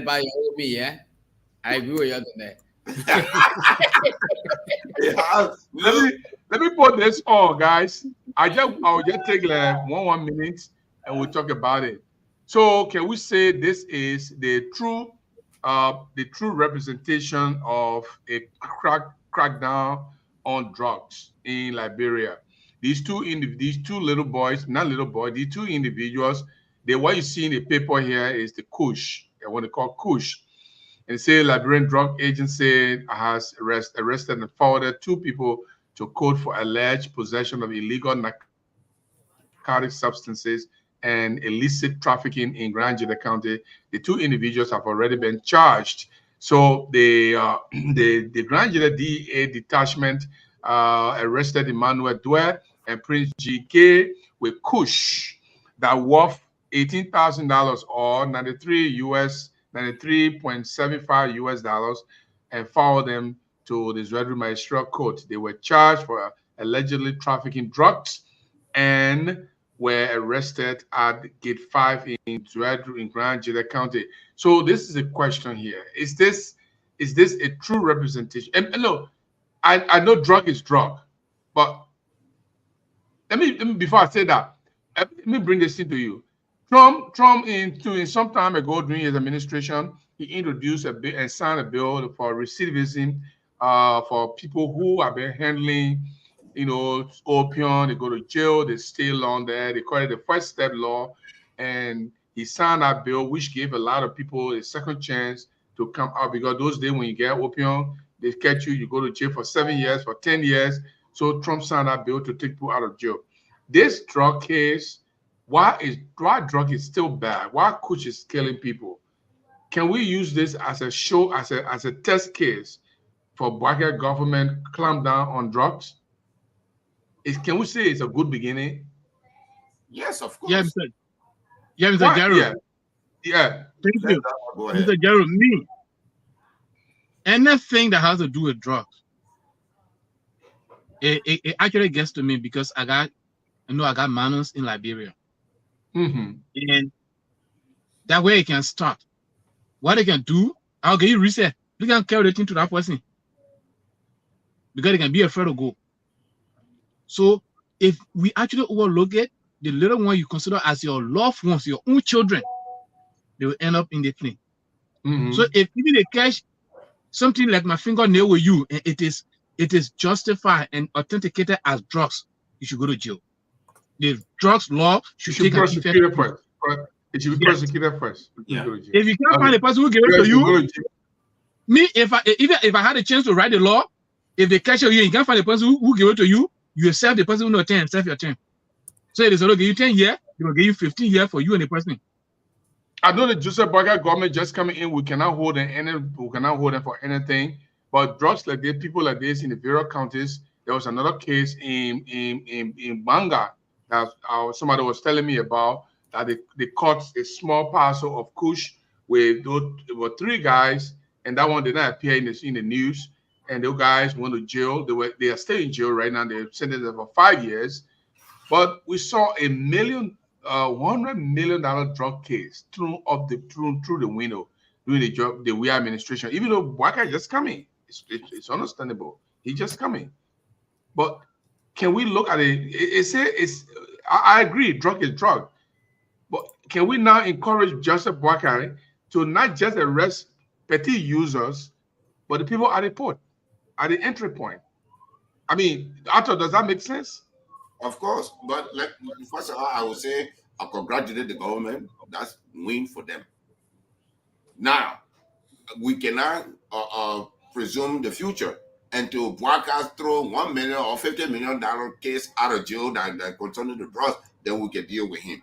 This is why I say, right now, what I'm looking at, those detachment, the detachment is ready did a good job, And I would say this. My senator brushed this, Senator Thomas Nimle Yaya, he brushed it during his opening statement that there's so many checkpoints in the Southeastern. I agree. There should be checkpoints at the control area, which is entrance area. But within the county, it shouldn't just be living from Zwerdu going to Dwajita, then there's a checkpoint from Zwerdu to this time there's a checkpoint. No. But like the checkpoints should be in critical area. I understand that. But that drugs issue, Mr. Gibson, Jerome, it is important. $93 or $93.75. That's why it was. And those 2 gentlemen are carrying it. If they do that, I'm from the immigration background. If they can go through with that, the next time it will not be $93 because they know now they have a route. It's like when you go hunt and you see a lion. As a human being, when lion look at you, your blood flows up and down. So it's confused. You say you're from the immigration background? Yeah. So all right. No, 1 minute. Wait. Okay, Arthur. Okay, thank you, Arthur. Let me go to Shegu. You want to talk before Brother Salif? No, the message from the immigration background. I want you to please look at this, Lee. Yeah. I don't know what are you people seeing it. Yeah, Liberia Immigration Service officer with 7.54 kush. The officer himself? Oh yeah. Damn. The yeah. Then the minister should be called in. That's why I want to scroll up now so we can see what is written there. Let's see. I see in the sunny. Yeah. Okay, stop. An officer of the Liberia Immigration Service has been arrested by the Liberian Drug Agency on charges of trafficking narcotics.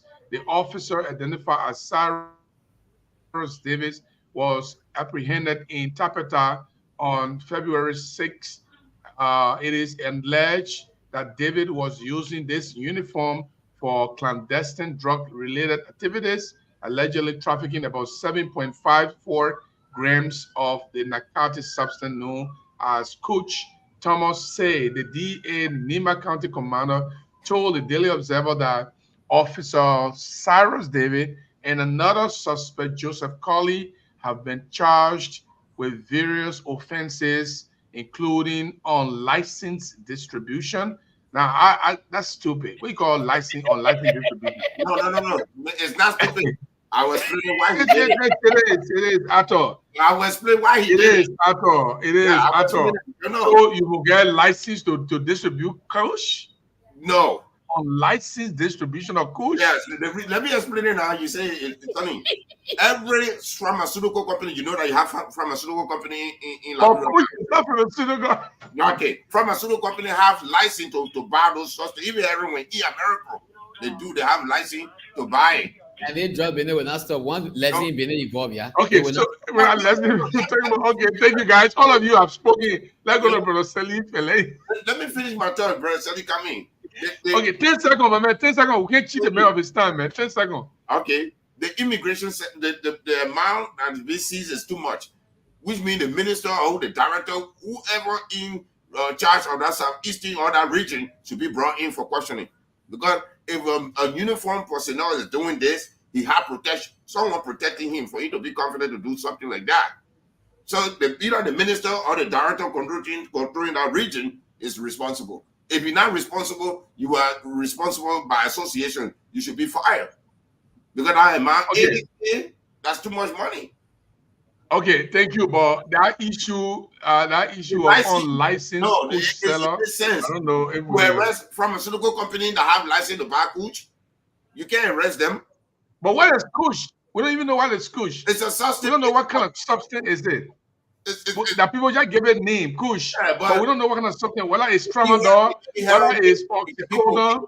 It can be fentanyl. It can be fentanyl or something like that. But we don't know. They put the thing together. They said kush is a combination of various drugs that they put together to make it much stronger. So we can get license to bring kush. But yeah, pharmaceutical, I agree. I got a pharmacy. I got a license to have pharmacy to sell drugs. Pharmaceutical company. You have a man, yeah. Right. I can sell tramadol. I can sell oxycodone. I can sell oxycodone. I can sell all of these things. Yeah, but what if I'm selling the oxycodone and then I'm putting it in the hands of wrong people? I think this is another thing. Brother Salif, I want you to take us to bear on this. Look, I agree. One of the things, Brother Salif, I want you to take note of before you could give a statement. I'm glad that the people did not take the law in their hands, arrest the people, put them in jail, and forget about them.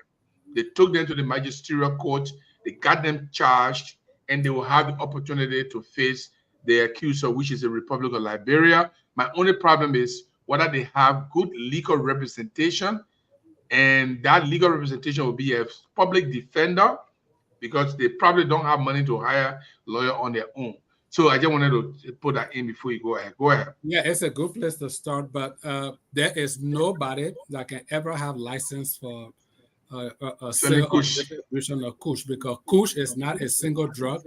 Kush is a combination of different drugs. You can have a license to sell paracetamol, to sell Panadol, to sell oxycodone, but you cannot have license to mix paracetamol, Panadol, oxycodone, anything that will affect people. There's no license for that. So there's no license for kush. Kush is a drug. It's not a medication. You can have license for medication. And then whatever you do with the medication, however you mix it, to create a drug is a completely different thing. But that being said, why are you talking? I'm bringing something on the screen to know what is good for Drew. Yeah. Okay, so thank you again, Mr. Jero, for the opportunity. Now, when it comes to the arrest of those two young people, yes, it's a first step, but I think it stops short because a plane load of drug entered into Liberia just before the elections. Nobody's gone to court, nobody's gone to jail, nothing has happened to anybody. Plane load. Now you got two young men with one sachet of kush. They're going. That's my concern. My concern is this just a PR stunt? Is it just window dressing? Because if you really want to investigate, you want to get to the source. Where did they buy the drugs? Who are the distributor? Because you can't just arrest two people. Oh, they got something. Yeah, they should be arrested. But where did they get it from? Because if we don't know the source, then we don't know how many people are trafficking it. So if a very serious government don't just want to lock two young people up, you want to follow them, you want to trace the source. I mean, a serious country that wants to really fight crime, you will even use those two young men as a bait to be able to reach to the bigger fish, but just going to lock up two young people. Meanwhile, there are other people who are even trading in bigger quantity. There's no way we're going to know that for sure. It's just that justice only happens to the poor, ordinary people. The main people that really trade in these things, we don't get to see them. So that is my concern, So I want to know the source. Where did they buy the drug from? What's the source of that drug? That kush there, they say the kush generally refer to a pure and harbor cannabis indica strain. Yeah, it include Afghan kush, Hindu kush, green kush, purple kush. The origin of kush are from larger plant from Afghanistan. That means they imported it, Pakistan and India. You say witty? Even Mr. Salim was not here. America here, they call it the Afghan snow. So that's kush. That's what I was telling Mr. Jerry. Yeah, pharmaceutical company actually they are the problem when it comes to this. Because they think that they have some sort of license to bring all those things to create painkillers, and that's where the problem starts from. Yeah, so we want to know the network. We want to know the source. We want to know where the drugs, where those two young people got the drug from, because they didn't just appear in the Yeah, you're right.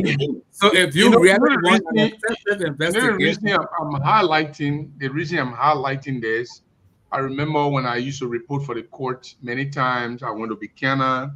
There were about 17 guys they put in jail for a parcel of opium. The guys were dividing the parcel of opium. The police came, arrested them, and they named other people who were part of it. They came up to 17. They put them in jail. And the Buchanan jail, they're so small. They were all stuck up there. I also went to the River Sesto City, where they have 5 guys for smoking. They met them smoking in the bush. The police arrested them, tied their hand. There was no hanger, and put them in jail. Though the reason I'm raising this is people who are at the lower end, are the one who really get the blunt of the law. People who are way up there don't really. So we want to see now with this kind of story. The reason I flag this story on our website is because I want to follow through. We want to see nationally how the Liberian Drug Agency is going to handle drug cases, how the prosecution arm of government will handle drug cases, what the president's own disposition will be. Will he give the police the free hand to arrest people, interest people with, even if they're stepping on toes? Like in a $100 million drug case, the U.S. government called the weird government and say, these guys are about to bring the drugs. The drug is going to be arriving this time. This is where it's going to be, how it's going to be. They arrested them, seized the drug, seized $1 million away from them, took the drug case to court. They lost the drug case, gave their $1 million back, and the people left the country. Those are powerful people. But we have little men without small, even though Kush is bad, without small little thing, they don't have lawyers. They are in jail as I speak right now. I don't even know whether they're going to get out anytime soon, and they're going to rot in jail just because they have that little Kush while the people who have the distribution power, who are floating the drug on the market. And that's my point, Brother Sally. But the thing is, I think they were in a hurry, maybe because the president did drug tests to expose. If I were in charge of that investigation, I will use those two young men and set up a sting operation that will lead me to the bigger fish. But now that you already broadcasted, even the people that are linked with it now. Let me tell you what they're doing. What they normally do. Anytime new government takes over, the guys in the county, they try to do some arrest or make some arrest to show to the new director that they are working for promotion. Now in Grand Chile, they have ghettos where people know about. Some of these people they send there as commanders. These ghettos that they have there, they are reporting to their commanders every month. If you refuse to report your own money, that's when they come in to say, we went really ghetto today. They got ghetto that people know about. That's the final point. That's the final point I wanted to make. So the final point was these two young people were they the two that refused to settle. Maybe other people settled and they went through. These other two people, they told them, no, you got to give us the amount. They said no. They said, okay, then we'll arrest you and go. This is one thing the African government master. The African government in Cote government because you learn you learn from somebody. I'm from Grand Chile. I'm from Kulamo district. I have common border with Ivory Coast.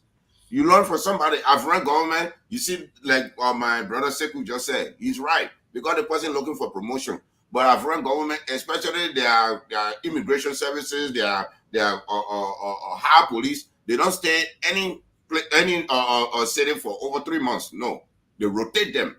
They rotate them constantly. Even the PG, those guys are. For you to rotate them, for you to rotate them, the men are reporting here at central office.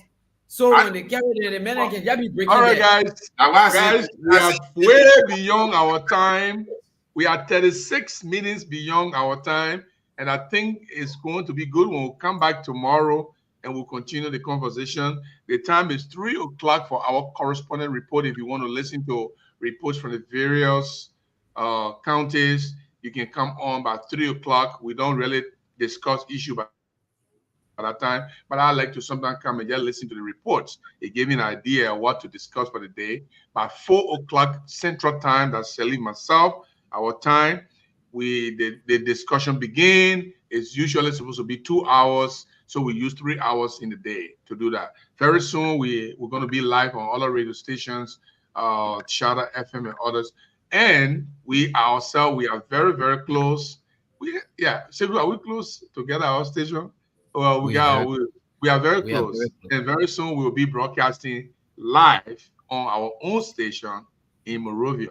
And if some of you know how to work the internet and you want to get your own program, you can get your own program. That particular station will be news and information.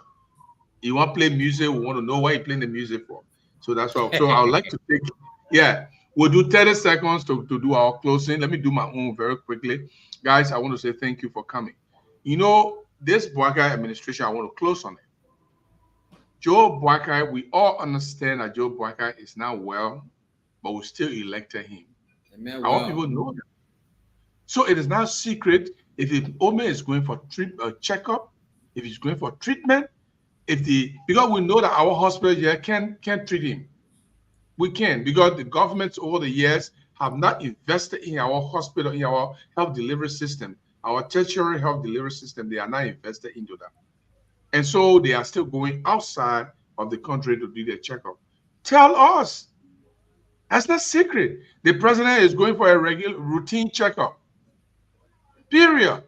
But to say the president is going for a walking visit to meet his brother and friend, Nana Akufo-Addo, and then Nana Akufo-Addo left in the morning to go to Germany to attend an international security conference. And you go there, you meet with the vice president, you come back, your press secretary says you met with your counterpart. That's a disgrace. It's completely out of place. And the press secretary is a young lady, Maybe she's still learning her curves. But no press secretary can do that kind of thing, to call your president or counterpart to be the vice president of another country. That's like bringing the office of the president down. No, he didn't meet his counterpart. And he didn't even meet counterparts. I don't know where they get that edge from. Maybe they are trying to typographical error, we'll give it to them. Okay? After you can't eat on our show, you will put it behind the scene. Sorry. And other people look at you eating, then you make everybody don't want to eat. So you can drink water, but to eat, we'll put you in the bag. So that's my closing there. I'll start with Emmanuel Zaza. We'll go to Arthur, and then we'll go to Brother Selim and Sheku. We're leaving here in Zialetule here alone. Well, thank you, Mr. Jeru, and thanks to everyone on the panel tonight. I also want to thank our listeners. I just want to say this, please, to our government, please. This is not we are did it, Ellen did it. We shouldn't go down that route anymore, please. And if somebody tells you the thing you're doing is wrong, don't say, oh, why Joe we are doing it? You didn't talk it. Please. If you compare yourself with we are, then just tell us who will vote you out. The who will vote Joe we are out. Or say election time far away, we can institute or we can ask our lawmakers to impeach you. So we'll find new people. The point I'm saying here, we can't continue making the same mistake. We are old. We are the oldest in Africa. Let us try to set examples, right examples this time. Please. So my apologies to all the new officials, those who are already being confirmed and those who are pending to be confirmed. Please. To make the government different. Thank you very much. Make those who criticize Thank you very much. Make them cheap. Thank you. But you know, the whole thing, the people who won, they are more angry than the people who didn't win. Adol Solo, what's your final word? 30 seconds. We agree. Mr. Jerome, thank you, Mr. Salim and Eman and my brother Seku. Thank you very much. And Seku, I want to say a big thank you, because what you do, my brother, is not easy to do, especially when you're in Liberia and technology. Your brain faster than the computer you use here. It's a hard time. And I see you always go extra mile. Even when you have technical difficulty, you always try to fix it, but it's hard to do when you're in a place like this. I want to thank Blessed FN and TV. I want to put out this challenge to Seku. If Seku can get to the RIA airport, they get the manifest copy of Boakai, because Boakai is a public official, is our employee. That's a national security issue, they will tell you. And they say they're lying, because it should be public, you know. You already travel, he's back, so there's no threat. You already travel and he's back in the country, so we need a copy. We know how many people that travel. We want to know if they have a security personnel. We want to know how they landed, who received them. We need to know. So I know, Sonny, but if you're able to get it, even if you travel there, you come back, I will reimburse you on your expenses. That's how we do it. I don't get motorbike, man. You take one of the motorbike, you go. I know, but motorbike you take gas, they may not just. Oh yeah, that's true. It's true. I know my brother trying to do something, but Mr. General, to bring to this point, we have to understand this. Liberia, the Senate, which is the legislature of the first branch of government in Liberia, is the problem of Liberia for today. It's been the problem, but now everybody can see that both houses are the problem. Because I don't see one committee members that are not even on the army committee, they put it together to go investigate the army. What are you going to do when you get there? Brigadier General report to me? Yes, sir. I don't know. Maybe enter in the barrel. I think I will take them from there when they can't will not go back. So when they invite the soldier, are they going to get waiver from the chief of staff? It can't happen because you need the court in the army. The army have their own court. That's why I have court martial. You know, so the only person you can invite is not a service member. There's no crime here for you to invite a service member. What crime did they commit? They're not controlling their wife. Is that a crime against Liberia? That's the problem. So the only all right. Thank you very much. We'll come back tomorrow. You got more to say. Let's go to Brother Sally. Thank you very much. We have to do everything to protect our national dignity. As we are talking, I have scammed all through the internet. I did different search. I checked different search engines to find out Joseph Boakai, President arrival in Ghana. I checked Ghanaian News Network. I checked all the Ghanaian news. There's nothing on Joseph Boakai in Ghana. So you cannot go as a president to another country.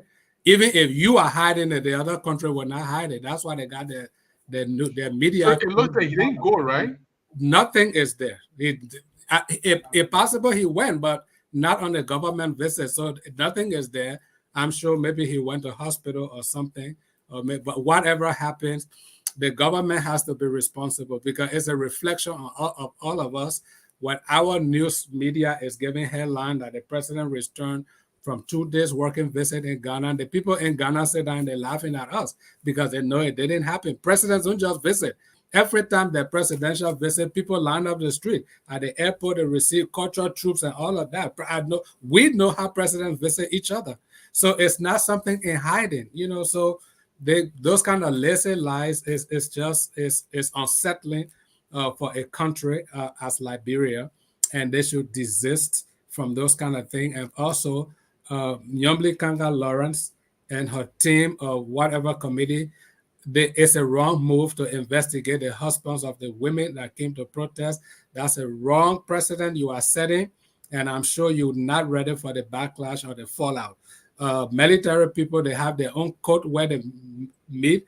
It's the Uniform Code of Military Justice. If they did something wrong, that's where they are investigated, to bring them, hold them before the Senate, to give account for what their wives did. That means you're ready to do that for every other group because you cannot be selective. So it's counterproductive for our fragile peace. Right now, Liberia does not have proper security. If those people get angry and they decide to stage a coup, are we ready to deal with the fallout? It's something that we see what happened in Mali, in Burkina Faso, and other places. We're not ready for this. So let Nyambli Kanga Lawrence and her team, let them just desist from their childish PR stunts that they are on and deal with the real issues. The very reason the women went to the streets, go and take care of that. Invite these women to a meeting, sit with them, hear them out, and take some steps to mitigate this challenge. When it comes to the Kush, please let us investigate and get to the sources of distribution and not just trying to put two young men before the camera to show some, to convince people that maybe we're doing something. We got to do a better job than that. But thank you, wonderful broadcast, and yes, thank you guys. I think we're doing good here. I guess look, we are broadcasting at the time. We got 3 different big networks that are broadcasting at the same time. So we're making our way and we will get there. And the only disadvantage we have right now is our station is not on and other people's station on. By the time the station come on, then we start taking constant calls from Liberia to get the feel of the people. And like I said, to those of you who want special program that you want to discuss issue, we can give you 1 hour here, 2 hours there. That station will be completely news and information. And so when that time comes and you want something, we can set you up in a way that you broadcasting from here. It will go through the station and then it'll be crystal clear. Shegu is there. He didn't do it. We'll deal with him. So we will get there, Mr. Jiro. Yeah. All right, guys. Thank you very much. We'll leave Segu to close up. And Segu, you can do all your closing. You can take 1 hour. That's your business. Thank you, guys. Thank you. Bye. All right, folks. That's all the time we have to be with you. It's 12 minutes to 1 o'clock. I have to go, and that's all the time we have to be with you. Bye-bye.